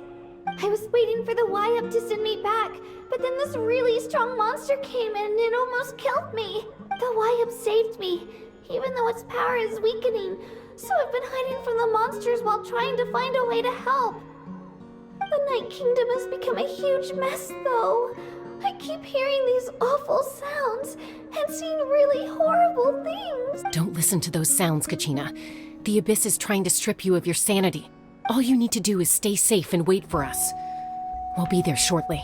It's okay. I feel so much better now that I've had the chance to talk to you guys. You don't need to worry about me. I've never been strong or special at all, really. So I don't blame anyone for forgetting about me or leaving me behind.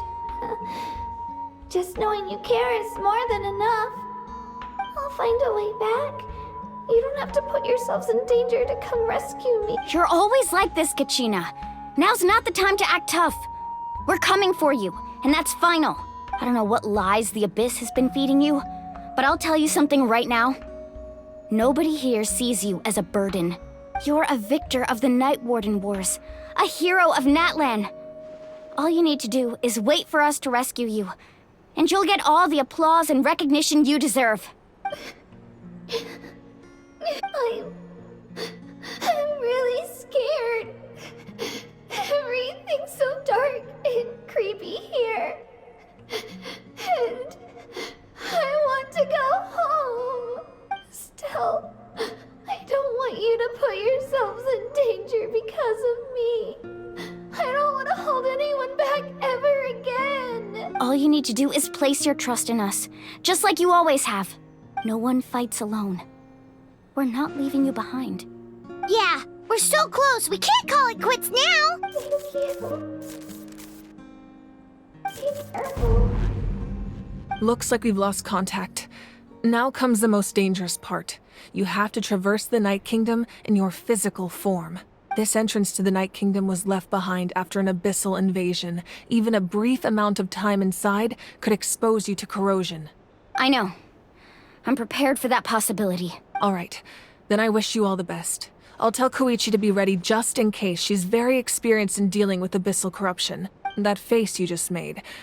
Don't tell me you two got into another argument. No, I just feel bad for creating more work for her. I'll go with them too, Archon. The more people, the stronger the party. Thank you so much for your help, everyone. It really means a lot that you're willing to brave these dangers with me. And there's no time to lose, so let's get going. Now that I've lost my power, I won't be able to provide much practical support. But I can still keep an eye on the situation from here. Eon-san, I know it's unlikely, but if you encounter a situation you can't handle... That won't happen. I hope not.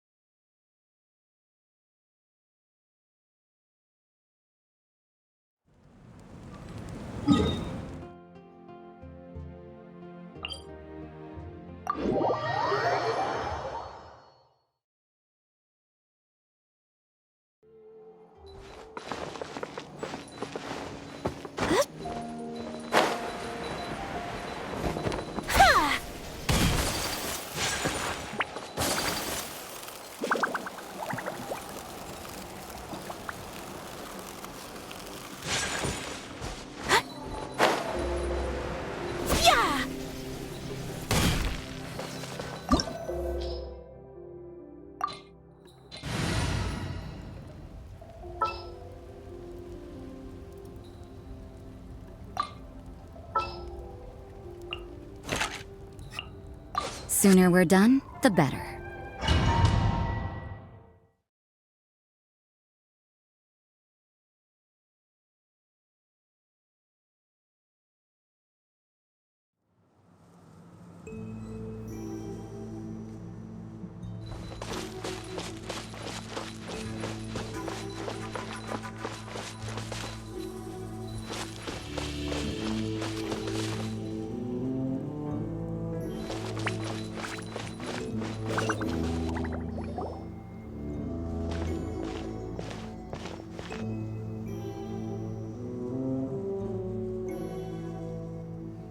So we're underneath Natlan right now? It looks nothing like Paimon was imagining. That's because in the distant past, Natlan was home to an incredibly advanced civilization ruled by dragons. Humans only established their own society after the fall of the dragons. So these are Saurian ruins?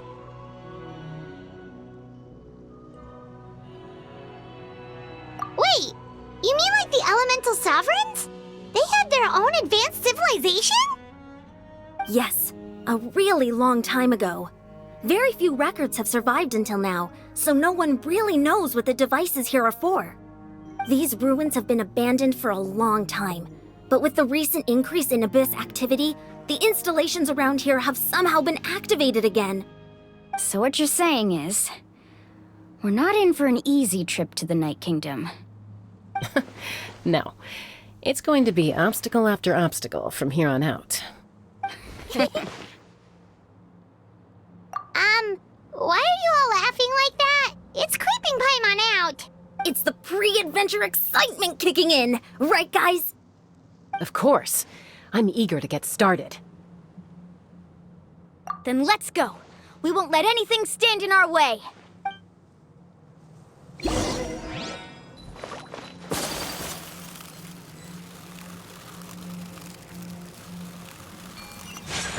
Seems like the road ends here.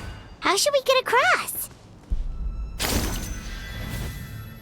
As a professional trainer, I think you could stand to build up your endurance, Paimon. Professional trainer? Paimon thought you were a warrior from the Collective of Planning. Well, that goes without saying. But I actually work as a sports coach. I provide professional guidance for many of Natlan's popular sports. And I don't just mean physical training. I design nutrition plans as well. Ah, so basically no sugar, no soft drinks, no grilled meat.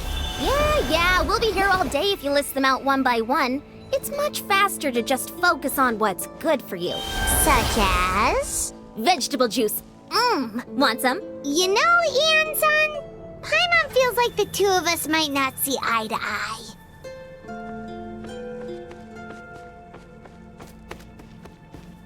Those guys look familiar. We've fought them before. Let's go. Show no mercy.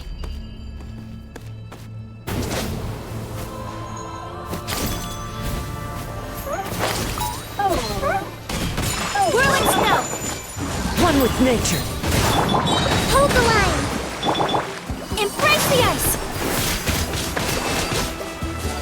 Yeah! Take flight!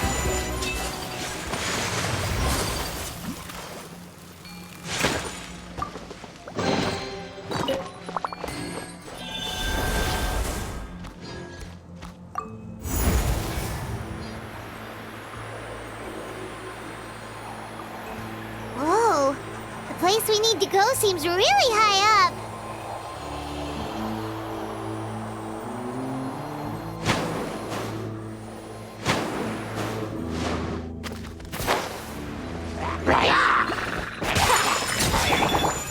The wind knows me.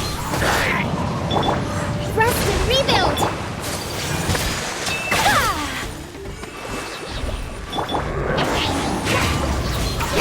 As one with wind and cloud. Whirling snow!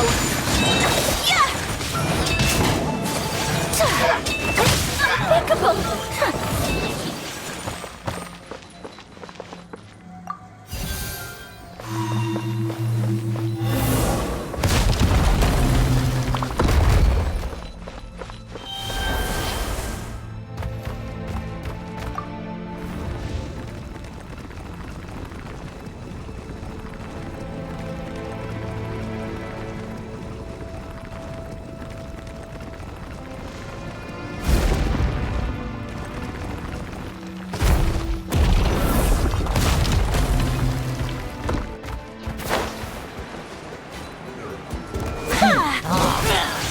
Take flight!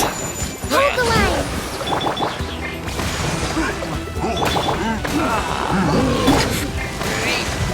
One with nature.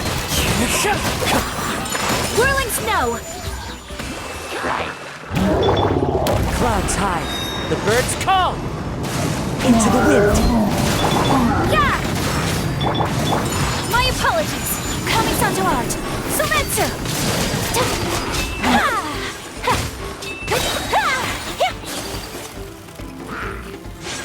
Whirling snow!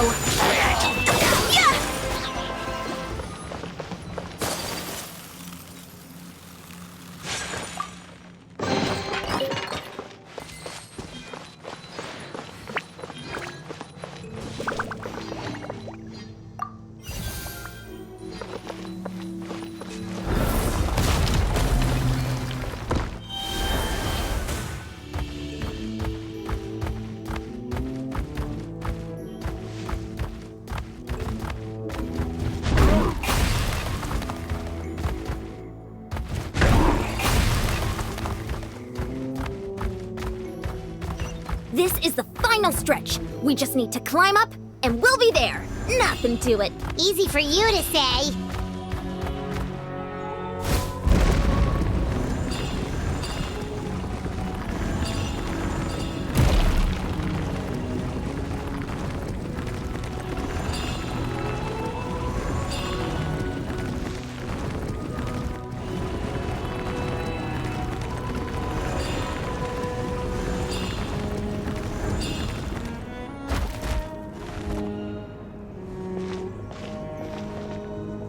This must be the entrance the Pyro Archon told us about.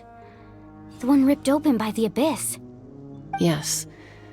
There's something in the depths of this place that feels familiar, yet also foreign. We actually have to go in there? Okay, Paimon just needs to psych herself up. Don't push her through before she's ready.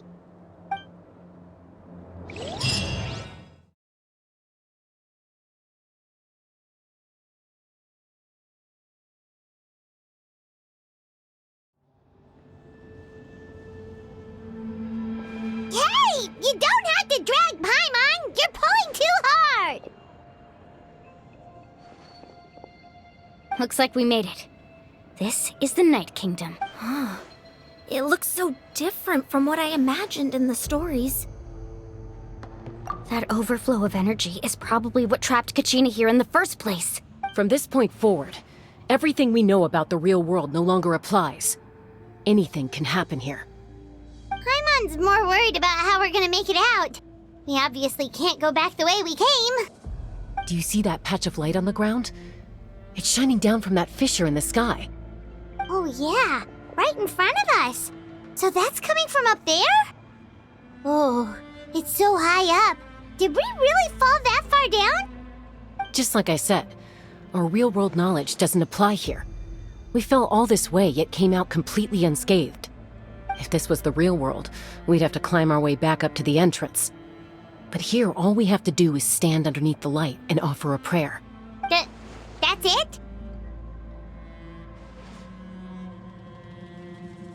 You really think that little of Paimon? That's not even why Paimon asked!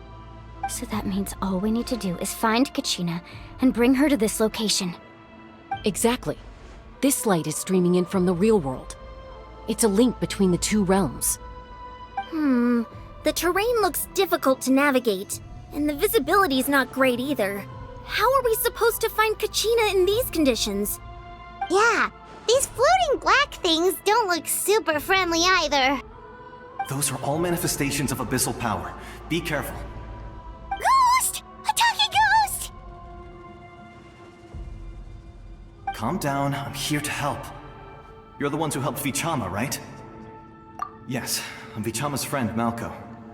I was completely lost to this realm until I sensed a mysterious power calling out to me. It's like it was seeking me out, attempting to reassemble the pieces of who I used to be. Of course, it could only do so much. I'm sorry I can only appear before you in this imperfect form. No, we should be the ones apologizing. If the Spirit Speaker Stone hadn't become corrupted by the Abyss, we could have done much more. But we had to destroy it. Otherwise, Vichama and his tribe would have been in danger. Of course. Thank you for protecting him. I never imagined that, even after all these years, he'd still take such a risk for me. Under the power of the stone, it felt like our souls were connected. Turns out even our regrets were exactly the same. Whether in triumph or death, you want your best friend by your side. Exactly. That may not be in the cards for us, but it's not too late for you. You're looking for a young girl from the Children of Echoes, right? She's being chased by an embodiment of abyssal power.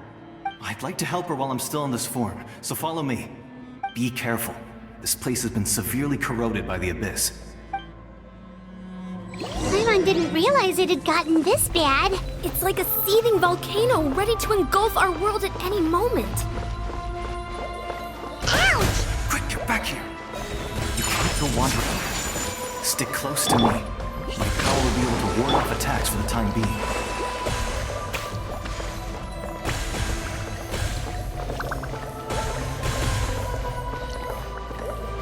We won't be able to keep this up.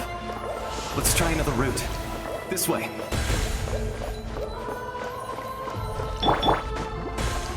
Hold the line!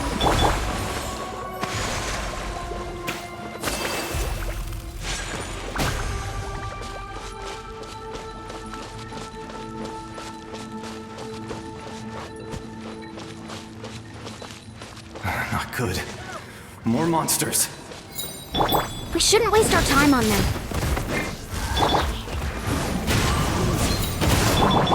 Allow me!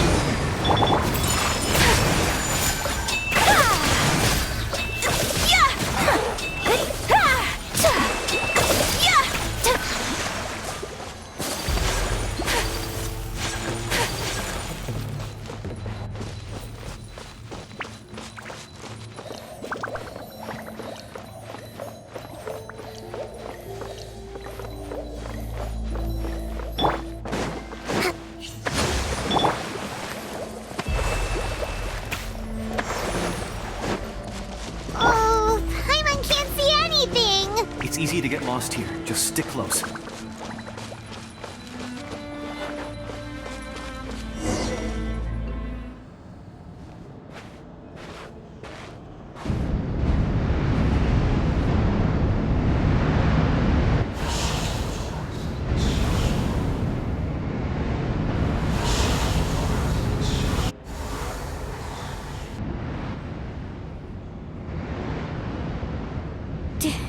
Did you hear that? What? Never mind. It was probably just my imagination. Don't scare Paimon like that! I heard it too. It was a voice from the abyss. What did it say? Doesn't matter. It certainly doesn't harbor good intentions.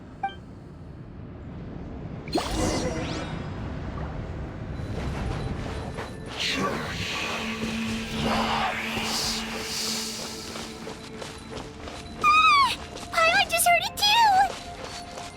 Let's keep going. Paimon wants to get out of this place!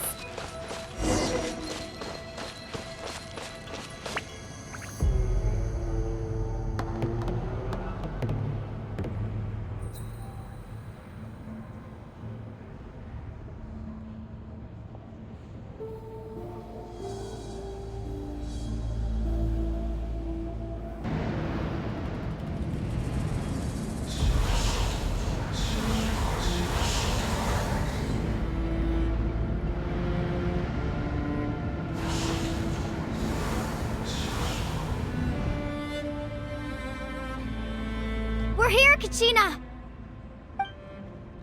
Oh, honey? You made it! Looks like our reunion will have to wait until we take care of these monsters. Good idea. Let's go! Shabam! Yeah! Punishment! As one with wind and cloud, into the wind. Rest and rebuild! My apologies! You're here! You're finally here! Thank you so much! That monster can appear from anywhere! It almost caught me a bunch of times. The YF's power helped keep me hidden, so I just tried to stay out of sight until you got here. Had a girl. You did so well. And most importantly, you weren't hurt.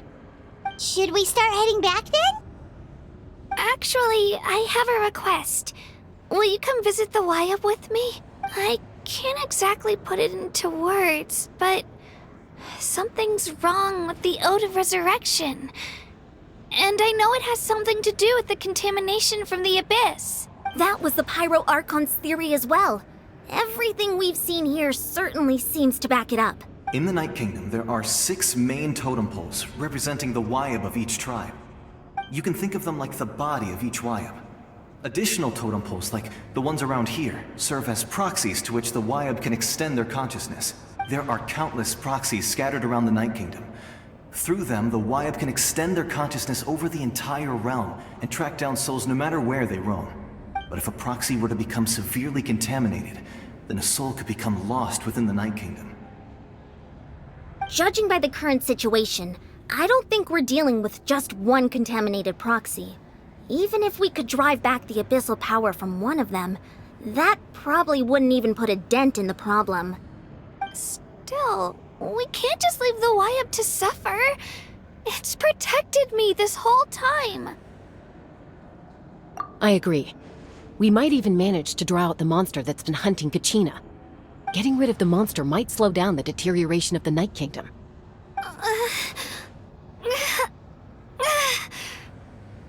Kachina? What's wrong? Nothing. Just a headache. And that voice again, telling me to abandon the Wayab and leave this place. Maybe we really should leave. Kachina's already been here for too long. No, I'm fine. I don't plan on listening to that nonsense. I can hold on. Just up ahead. I'll lead the way. Besides, I can still fight, so please, help me out a little longer. Listen to me, Kachina. We'll come with you, but that's because we want to help the Wayab. Not because we have something to prove. You don't have anything to prove either. It's okay if you reach your limit. We'll be there for you. All right. The sooner we get this done, the better. We've already come all this way, so we might as well try to get to the bottom of this. Let's go. This way. I'll stay here and try to stall the Abyss monster. All by yourself? That's too dangerous! It's all right. I may not be as strong as that monster, but I'm definitely more familiar with the area. Besides, I don't have much time left. If you're anything like my friend, I'm sure you're not particularly fond of goodbyes. So go. Achieve your goal, and return to the world where you belong. Thank you for everything. You're a true hero. Thank you. No one fights alone.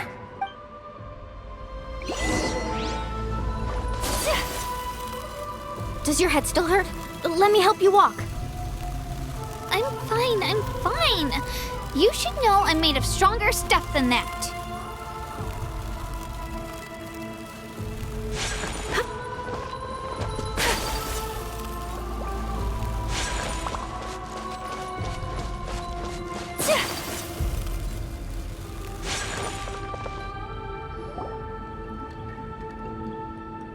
Wayab? Wayab! I'm back! My friends and I are here to heal you. Wayab, can you hear me? So we were right. The contamination is already too severe. It's preventing the Wayab from answering our calls. All right, get ready, everyone. Time to purge the abyssal energy from this place. Careful. We've got company. Already? You really think that puny soul could slow me down? Courage in the face of futility is pure folly. He tried to get in my way, so I disposed of him. You killed Malco? He would have dispersed with or without me. Rather than worrying about him, I would urge you to focus on yourself. You may have defeated others of my kind in the past, but underestimate me now, and it will be to your peril. No, the power of the Abyss is intoxicating. The destruction it seeks captivates like a masterful work of art. I strive only for the opportunity to see it up close. I thought this naive little girl was an exception, but it turns out humanity is full of lambs willing to offer themselves up to the slaughter. That is the tragedy of your short lives. You understand nothing of all-encompassing power. Ancient names, pride, friendship, all empty ideas invented to give you a false sense of self-worth. They possess no power at all. The Pyro Archon created those grandiose ideals out of pure selfishness. Anything to avoid sharing power. Anything to avoid handing over the primordial gift to ordinary people like you. Don't believe me? Then ask yourself, why is the Pyro Archon strong beyond measure, while you, Kachina, remain so pathetically weak? Kachina! Give me your hand.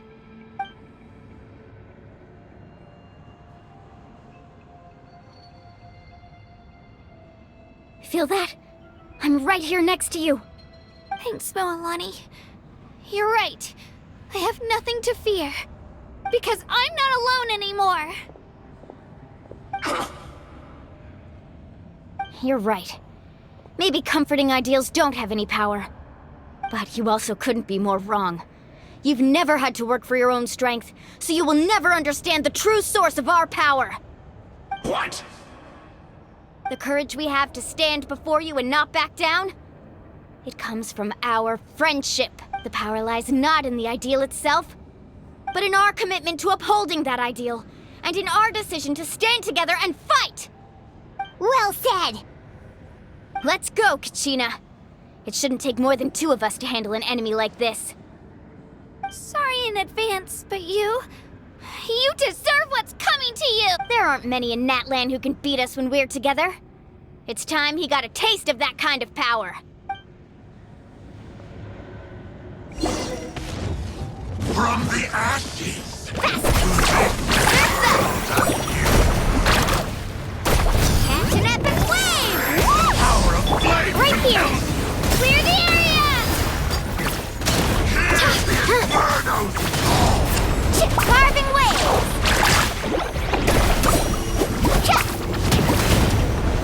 Right here!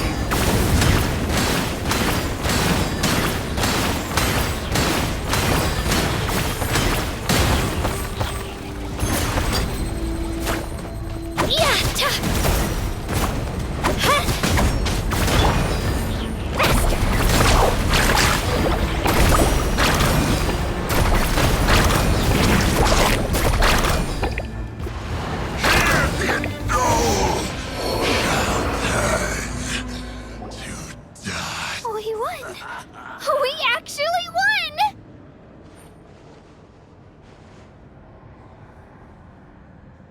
That's what he gets for underestimating you two. Fantastic work, Kachina! Absolutely fantastic!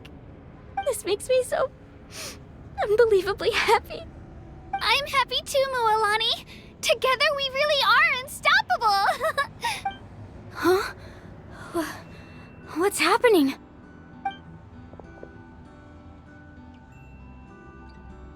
My ancient name is glowing? But I thought I didn't bring it with me. It's probably a projection from the real world. But that doesn't explain why it's glowing all of a sudden. Wait, does that mean you're...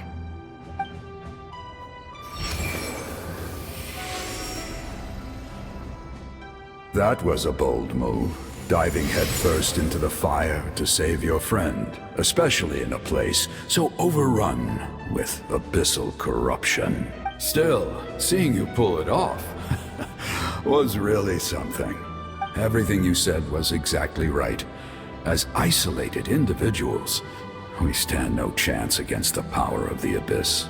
It took years' worth of scars and lots of unnecessary suffering for me to understand that for myself. The Pyro Archon's plan will unite us as one. Everyone has a part to play. Only then will we have the power to defeat the strongest of foes. Who are you? Tupac, a warrior from the people of the Springs. I fought against the Abyss during the invasion 500 years ago. I've heard that name before. You were the giant who saved all of Natlan. Since you were able to awaken my words from your ancient name, that means you have fully embodied the aspirations of the Wayub. Under the name Umoja, you shall unite the tribes and save Natlan from its impending doom. Me? As long as blood still runs through your veins, even the tiniest spark of steel against stone can ignite a flame. Its blaze will become one with our vision for Natlan. Even amid everlasting darkness, our bonds remain eternal.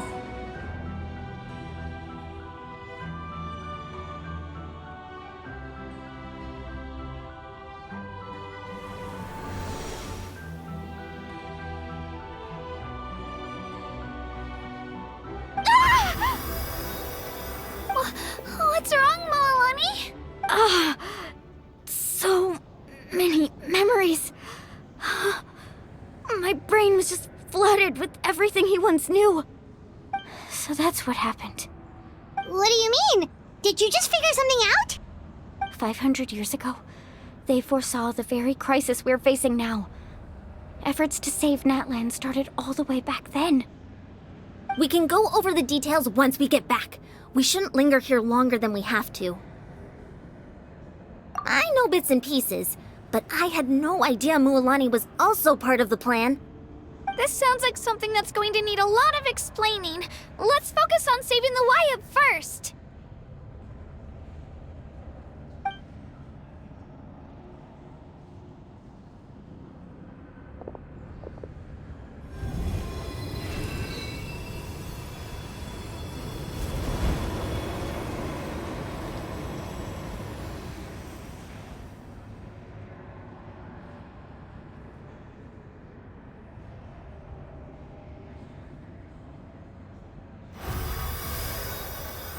Okay, that should be enough. Wayub? Can you hear me? I hear your voice, Kachina, my dear child. Great. Well then, I'm afraid it's time to say goodbye. I just wanted to make sure you were okay before we leave, but we can't afford to stay here any longer. I was going to ask why you bestowed an ancient name upon someone like me, but it's okay. I'll keep searching within myself for the answer. I'll never stop trying to improve my strength. One day, I'll live up to the hero you saw in me.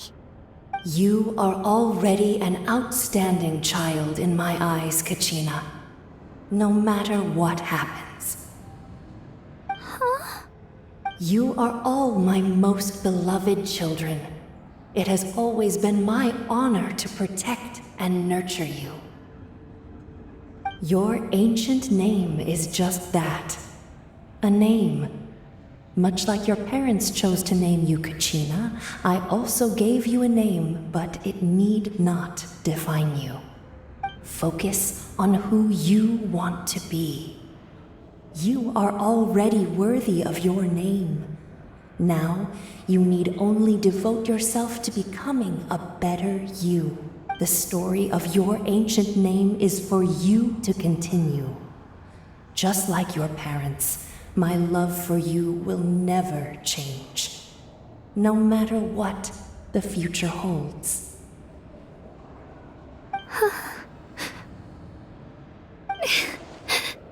Thank you, Wayub. It gladdens me to see the Pyro Archon's plan move another step towards completion. But it is time for you to leave this place. The situation here is getting worse. Go now, my children. Save Natlan on behalf of all you hold dear. I know we've never met before, Wayub, but I just wanted to say thank you for encouraging Kachina. It was exactly what she needed to hear. Whoa! What's going on? An earthquake? We're out of time. It's the power of the Abyss. Quick, we need to run!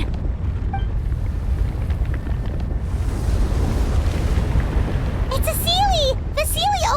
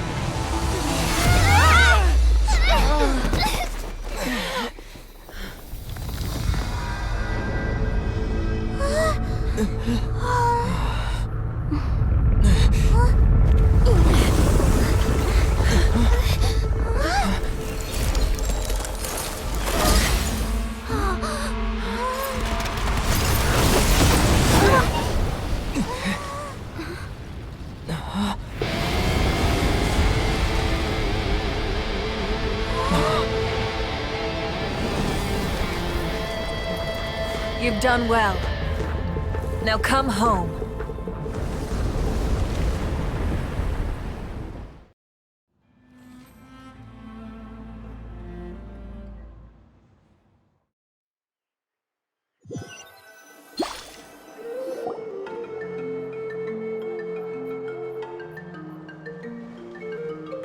We're back!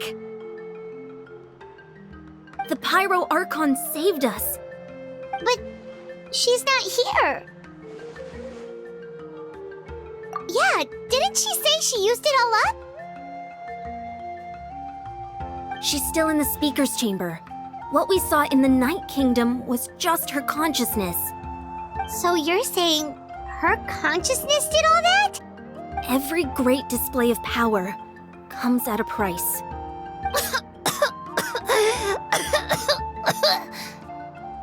You must feel terrible, Kachina. Just hold on. We'll get you to a doctor soon. Let's get back to the stadium. The Pyro Archon said she'd have a doctor waiting for us. I recommend getting a full checkup, just to make sure no damage gets left behind. Paimon feels okay.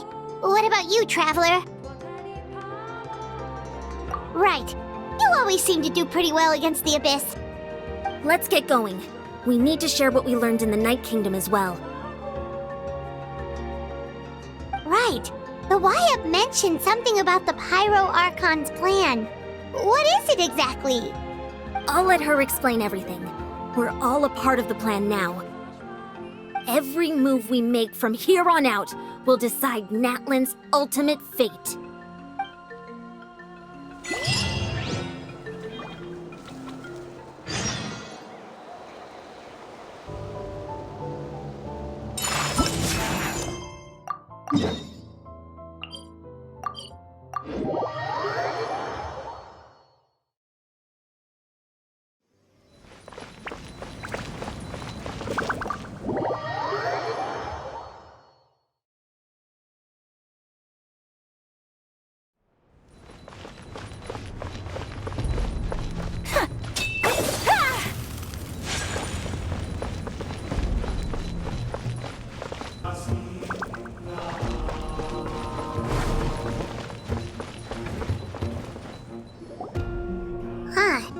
There's a lot less stuff here than before. It's good to see you all here in one piece. I know you must have a lot of questions, but let Koichi check you over first. It's best not to let any lingering effects of the Abyss go untreated. Thank goodness you made it back. I came here as soon as the Pyro Archon told me about your plan. Take a seat, everybody. I'll examine you one by one.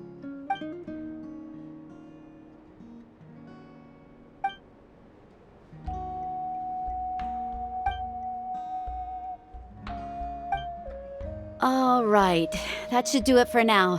But just to be safe, I'll perform another checkup in a couple of days. I have to say, though, I've never seen anyone react to the Abyss like you, Traveler. It's like you're completely immune to its power. He always has been special like that. He can even purify its power. Wait, now that you mention it, Paimon doesn't think she's affected either. Given the current situation, that ability will likely play a great role in the events to come. Of course. I still have patients to see, so I'll head out. Thank you, Koichi. All right. We might not see eye to eye, but we both had good intentions. Just give it time. I'm sure we'll figure things out between us one day. Yeah.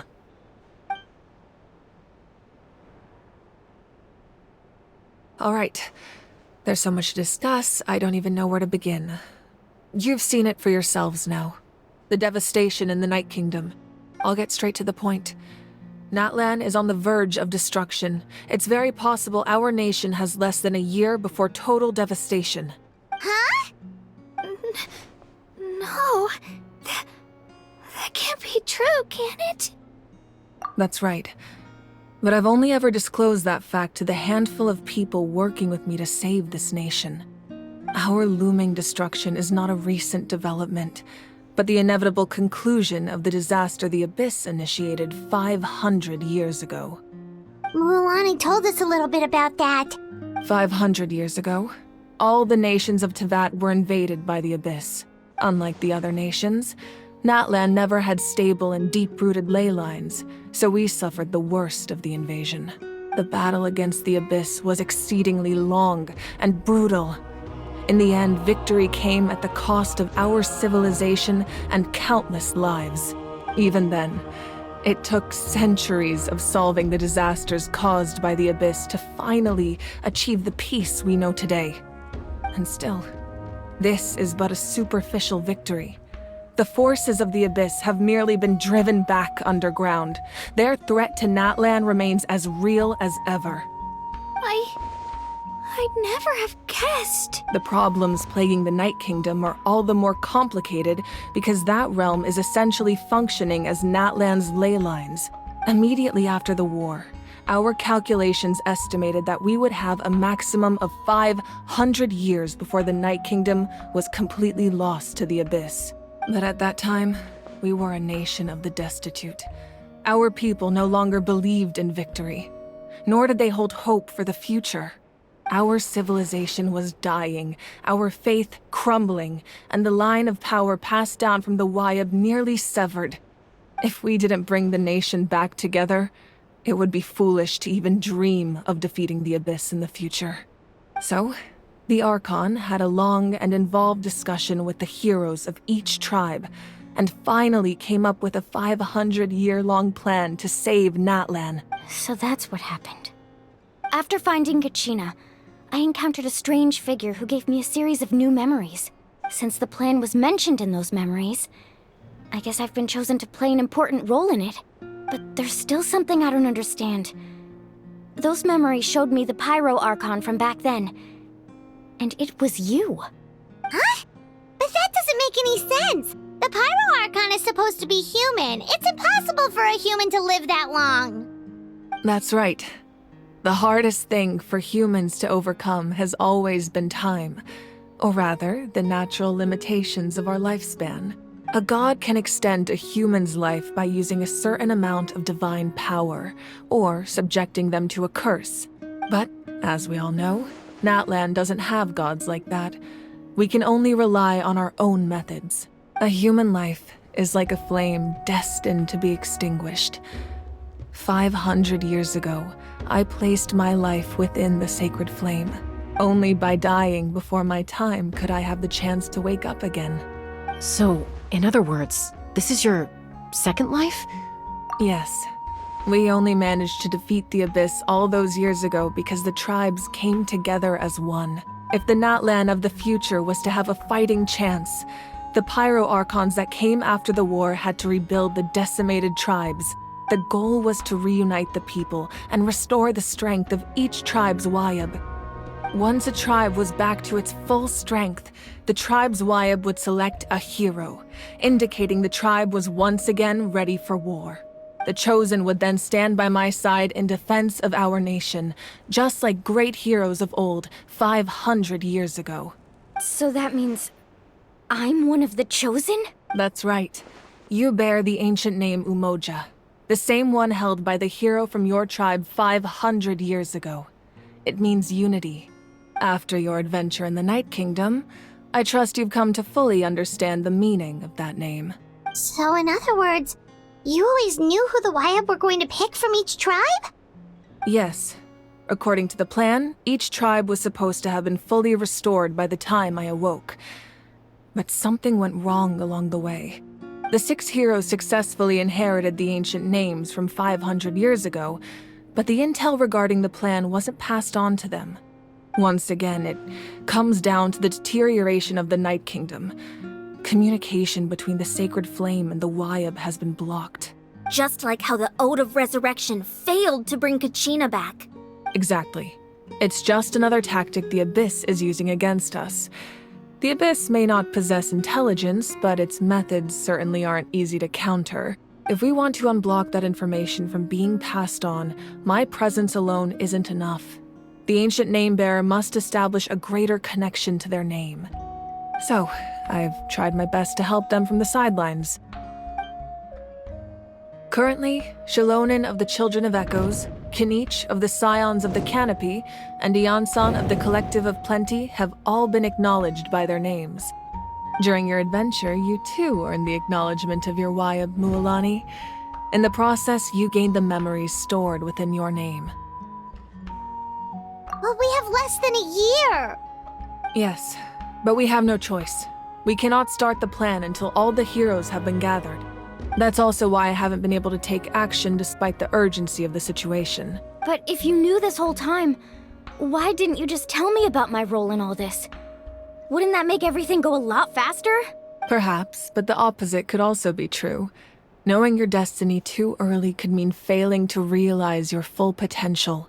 Just like your determination to save Kachina, I hope your commitment to this endeavor comes from your own strength of will, rather than a sense of obligation. So I suppose you're not going to tell us who the final two heroes are then? That's right. Their time is yet to come. Putting pressure on them beforehand will only hinder their development. I can only trust in the judgment of the Wayab. I have never believed I could solve this crisis alone. In fact, it was precisely because I chose to trust and rely on others that we managed to get this far. Natlan's salvation lies not in its Archon or any singular individual, but in us all. You're quite perceptive, aren't you? I thought I might get away with avoiding the topic. Huh? Oh, right! All of the stuff you stored here before, where did it all go? Even though I sacrificed my power, I still needed a contingency plan to ensure you would make it back from the Night Kingdom. After all, I was the one who allowed you to take that risk, and Mualani has an important role to play in my plan. In addition to their sentimental value, the items I stored here held a much more important purpose: fuel. Fuel? Ah, so back then, that's why you... Yes. The stories embodied by those items are certainly important, but there's an even more significant trait they all share. Every item belonged to a hero of Natlan.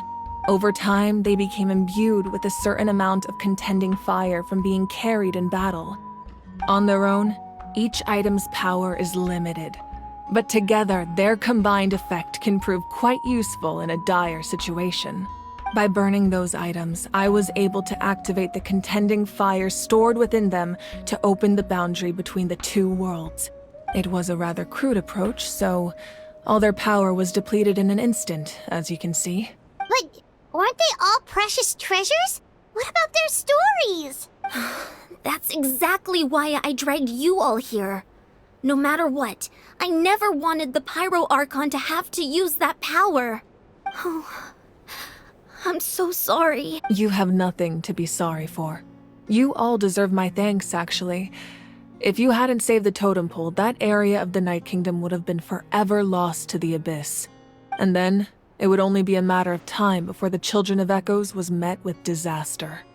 Besides, when those heroes entrusted their belongings to me, or the Pyro Archon of their time, it was out of a desire to contribute to Natlan's survival. If they knew those items helped save the present-day heroes of Natlan, they would not mourn their loss. Even when you put it that way, I still feel bad. There's no need. Remember what I told you about time? The people and the events of the past are never truly lost to us. We simply carry them with us in a different form. In that sense, we didn't lose anything at all. If you still have regrets, let them fuel your resolve in the battles to come. Your deeds will become new legends and nurture new forms of power just like the items once stored here. Well, we'd still like to return the favor. Well, if that's the case, just treat me to a drink sometime. Now that Kachina has returned, we can finally hold the victory feast and celebrate your team's triumph in the Night Warden Wars. And we could all use the rest, that's for sure. Plus, you'll be able to silence everyone who doubted you once and for all, Kachina. Still, now that I know the danger we're facing, having a victory feast doesn't feel right. Try not to let it get to you. It's important to stay calm. Worrying about it will only affect your judgment. All right, you should head out. I'll join you in a bit.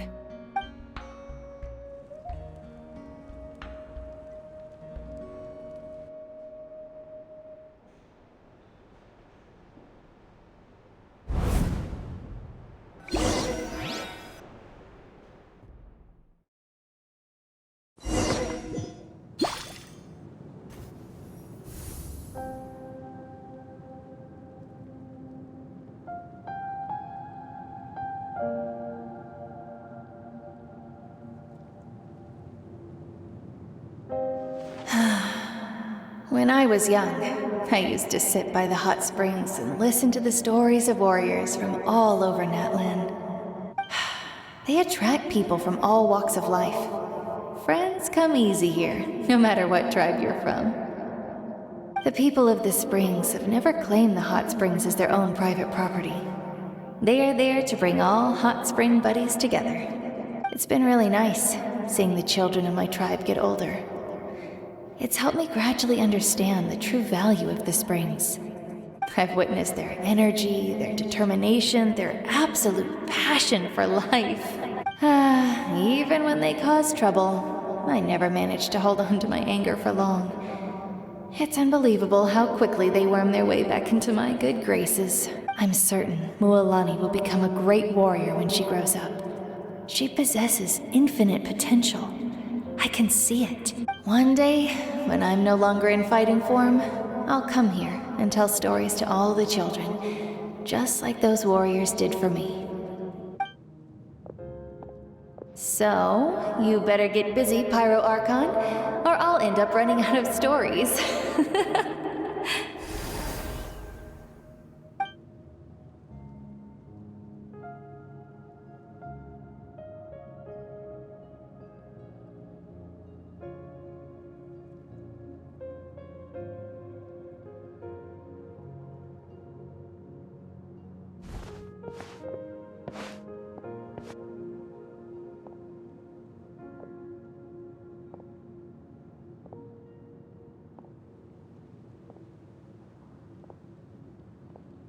Our nation is engulfed in darkness. Our tribes stand divided, and yet you promise victory in the distant future. The Abyss is a cunning enemy, one that I faced in battle many times. Were that not the case, I would never understand exercising this degree of caution. My rage will never know absolution. Then my power will no longer aid you in victory. But you came to me because you knew you could convince me with just a single sentence. I understand your choice. The heroes of today will forge the path ahead with blood and fire. Just remember to earn us the victory we are owed. Otherwise, rest assured, I'll find a way to collect the debt. For Natlan.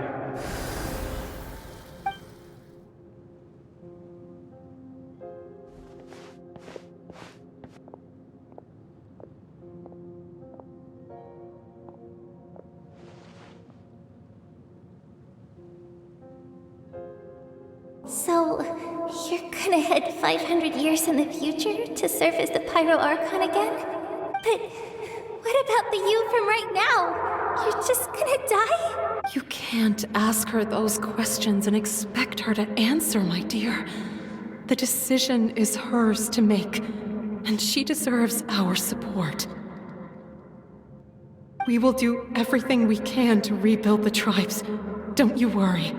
Even across time, we will all do our part to fight for Natlan's future. Yeah, Mom's right. We'll always believe in you, sis. Oh, seriously though, Dad should be here. Where is he? I imagine he didn't know what to say, so he chose not to come at all. Don't take it to heart, my dear. That's just who he is.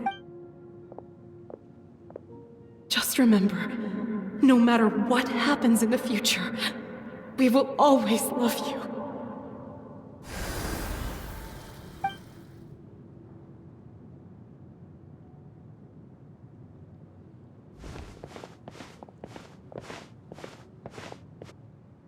I'll come find find you one day. I know I can't live that long, but I'll think of something. There has to be a way for us to meet again one day. If there's an answer out there somewhere, I'm gonna find it. So, don't forget about me.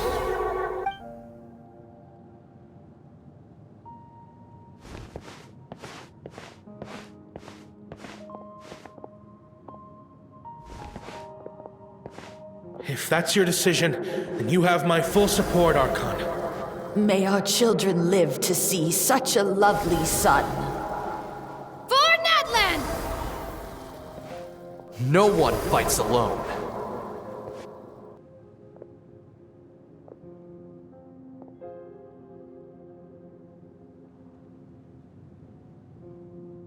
The rules are my legacy. They shall grant us the strength to overcome the next tragedy.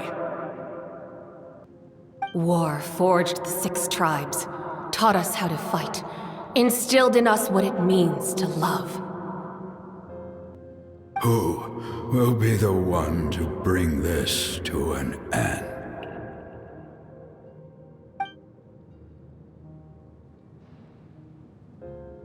We are the inheritors of memory and legend.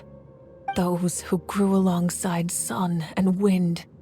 Those who forged our own destiny and future. That is Natlan's fire. The lifeblood of our nation.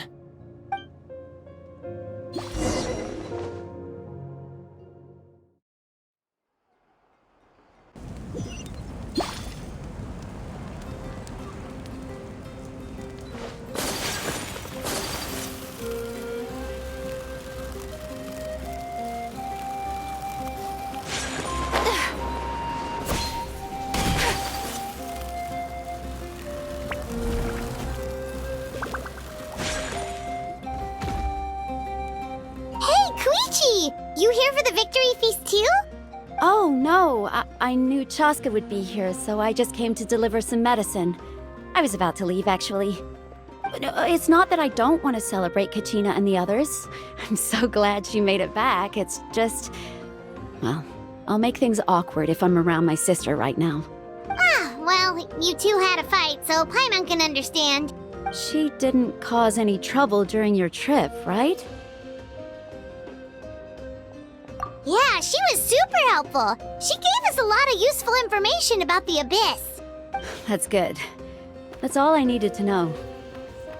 Is there a reason you asked? You were pretty outspoken when we first met, but now it's like you're holding something back. Maybe it seemed unreasonable, picking that fight with her before you left, but I did it for a reason. Her impulse to fight is extremely strong. Her mental strength helps her rein it in, but she still loses control sometimes. I had no idea what you might face in the Night Kingdom, so I didn't want to take any chances. So what you're saying is... Okay, so maybe it sounds a little stupid, but it works pretty well. It helps her keep her cool for a little while, at least. Anyway, I'm just glad you were able to make it back safe and sound. That's all I wanted. But do you really have to go that far? Can't you just talk it out? No way. Chaska never opens up about her own pain, especially to her family. She can't learn about this, or it'll be even harder to help her. I appreciate the understanding, and don't worry. I'll find a way to help her ease this burden. Anyway, I need to get going. Enjoy the celebration. Oh, and if you ever need a doctor, you know who to find. Huh. Who would have thought there was a deeper reason behind their arguing? In the end, it's all the Abyss's fault. Paimon's had enough of them.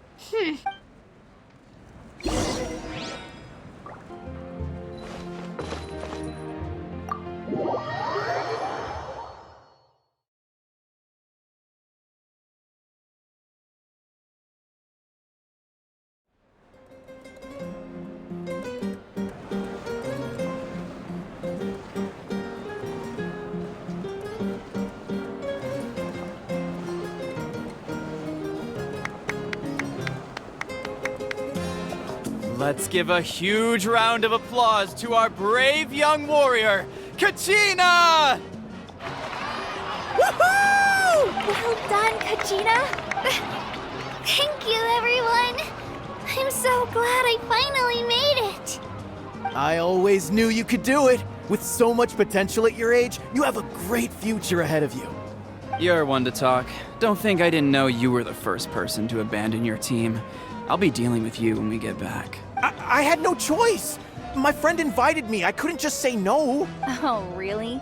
So you weren't just trying to get ahead in the first round? I wasn't, I swear! I just happened to find that bearer injured in the wild, so I stopped to bandage his wounds. When he insisted on repaying the favor, what was I supposed to do? I'm just one person. I figured Kachina would have no trouble replacing me. But the fact of the matter is that after your departure, everyone else started thinking about swapping teams too. I'm really sorry, Kachina. It was wrong of us to abandon you like that. It's amazing that you still made it all the way through to the Night Warden Wars. That's the highest honor. So, what about you guys? Did you make it far? Our team captain drank too much the night before the competition and turned up late to the stadium on the day. We got disqualified. Serves you all right. No sympathy from me. Alright. There's no need to be like that, Uncle Pakal. Dear friends, I'd like to say a few words. Firstly, I'm grateful to my friends and our great Archon for helping to bring me back. This traveler and his companion Paimon are some of the strongest people I've ever met. If they were allowed to participate in the pilgrimage, I have no doubt that they'd win the whole thing. They've agreed to let me learn from them. With their help, I believe I can become even stronger still. And let's not forget my good friends, Moalani, Chaska, Kanich, and Ayan-san. They all helped the Traveler and Paimon figure out a way to bring me back from the Night Kingdom. They too deserve to be called our heroes. So, please give another round of applause for them. Thank you so much. Well said! I'll drink to that. How does it feel being a hero, Kachina? To be honest, it's a bit overwhelming. It all just feels so surreal. Well, you better get used to it. Next up, undefeated champion! Hey, please don't make fun of me.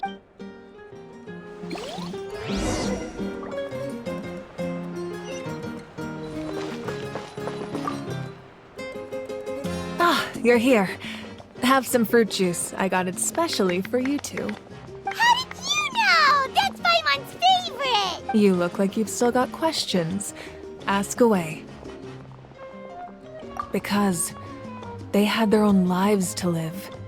The thought of telling them, abandon your families and everyone you love, and come with me to the end of time, for in 500 years Natlan will be destroyed, it seemed too cruel.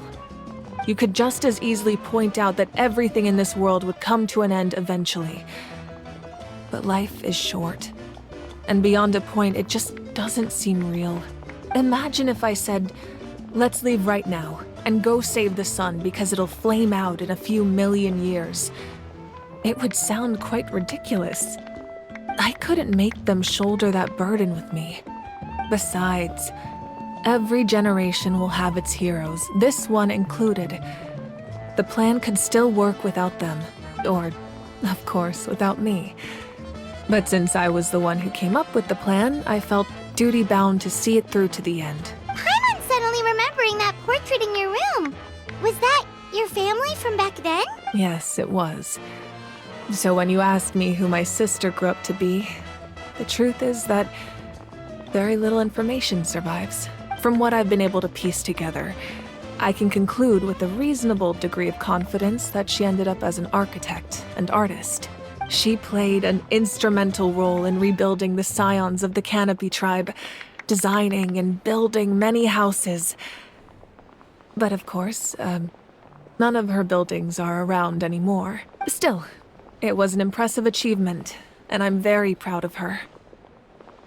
You feel loss keenly. It seems to stir up feelings of regret in you. But this is something I have long since come to terms with.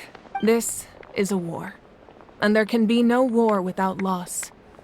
I am already far more fortunate than those who lost their lives to the Abyss. The people of Natlan look to me as their Archon, and the weight of their expectations is mine to bear. I must see our fate through to the very end, no matter what I may find there. Yeah, doesn't that mean the way everything ends has already been written, including your plan? I suppose, but so what? Don't forget, time takes many forms.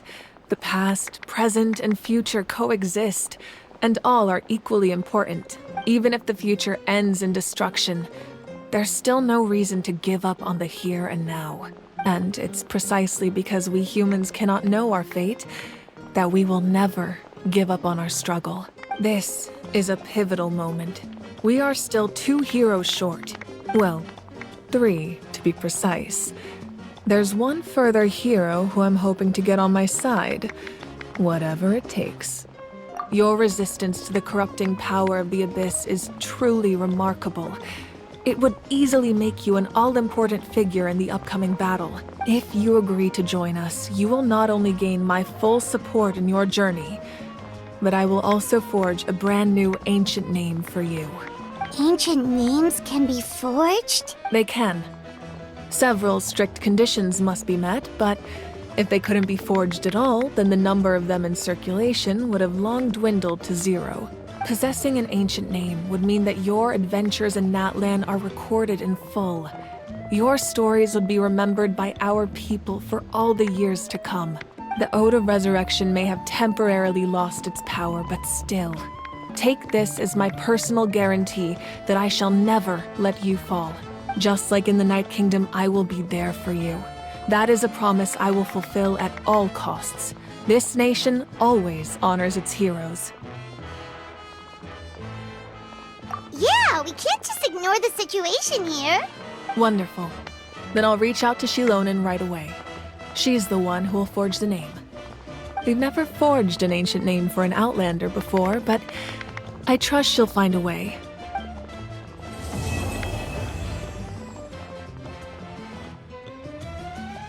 My lord, we've received word that the Pyro Archon has lost much of her power. Although your injury complicates things, this is most certainly the opportune time to seize the Gnosis. Victory and defeat are rules, not outcomes. I have never taken advantage of an opponent in a time of weakness, and I don't intend to start now. As for you, I must confess, I did not expect that little trick of yours to save the day. No matter how dense the fog, as long as the sun remains, we cannot turn day into night. She could have dispelled it. She simply chose not to. You don't have much time, and you're injured on top of that. What do you plan to do next? I'm beginning to see just how useful you may turn out to be. You heard something from here, didn't you?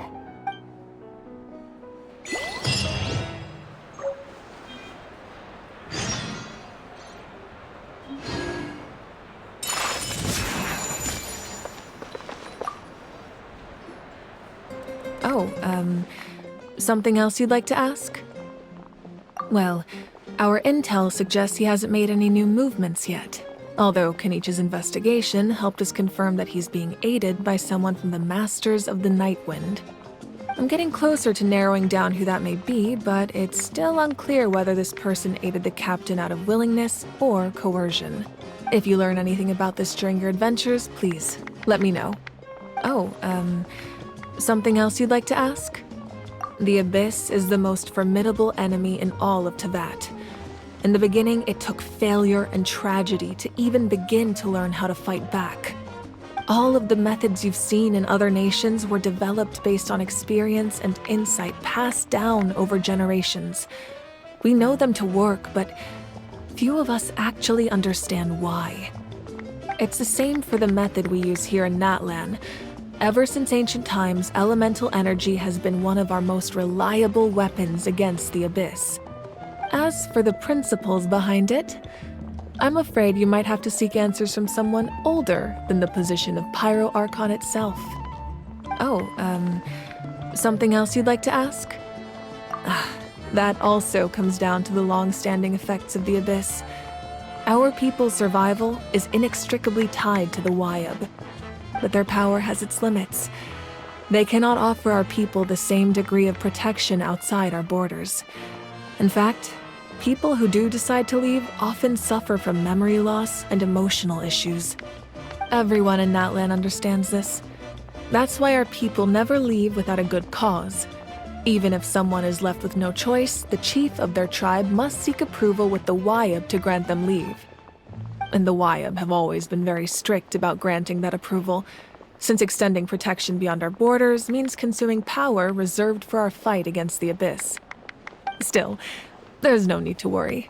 The Wyab extend their protection to all within Natlan, including visitors from afar.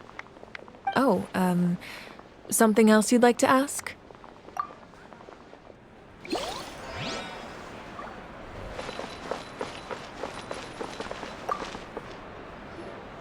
Now, at previous victory feasts, you'd always find me in the crowd singing and dancing. But after what I found out today, it's too much. I'm still trying to process it. It does feel weird seeing you so out of sorts. Is this another pearl of wisdom based on your adventuring experience? Well, Paimon agrees with the Traveler. Everyone's come together to celebrate Kachina's achievements. That's gotta be a first. You're right. Kachina looks really happy. And now I'm being the moody one. Ugh, enough doom and gloom. Time to shake it off.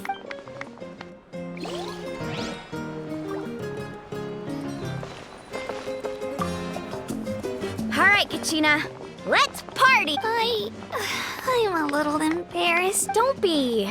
Come on, you're the star of the show today.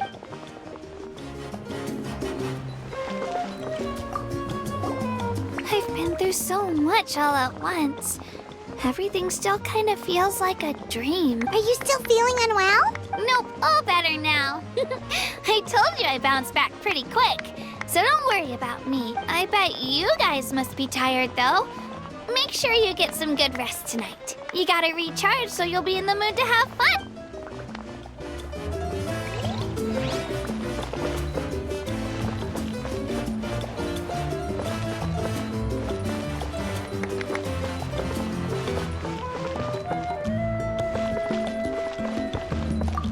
My apologies. I knew more than I let on. Everything comes at a price, and most heroes aren't people who set out to become a hero. If you cling too tightly to your goal, you end up losing things that are far more precious. But in any case, we're now on the same page. I wonder how long before the two final heroes appear. From the Flower Feather Clan and the Masters of the Night Wind.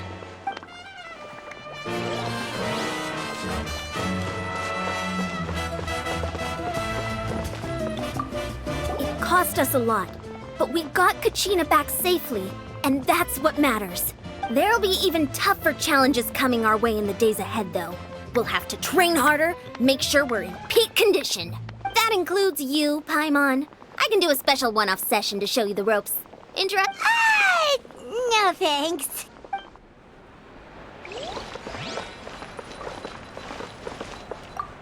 It's rare to meet travelers as strong and brave as yourselves. I raise my glass to you. Anyway, my sister's already gone back to our tribe. She has patients to treat. Oh, we actually ran into her on the way here and, well, Paimon just thinks she really cares about you. Yeah, I'm planning on visiting home myself in a few days. To tell her and the rest of the family that they need to be extra careful. I just hope they take it seriously. The Abyss has likely sensed your arrival in Natlan by now. So exercise caution on your adventures as well.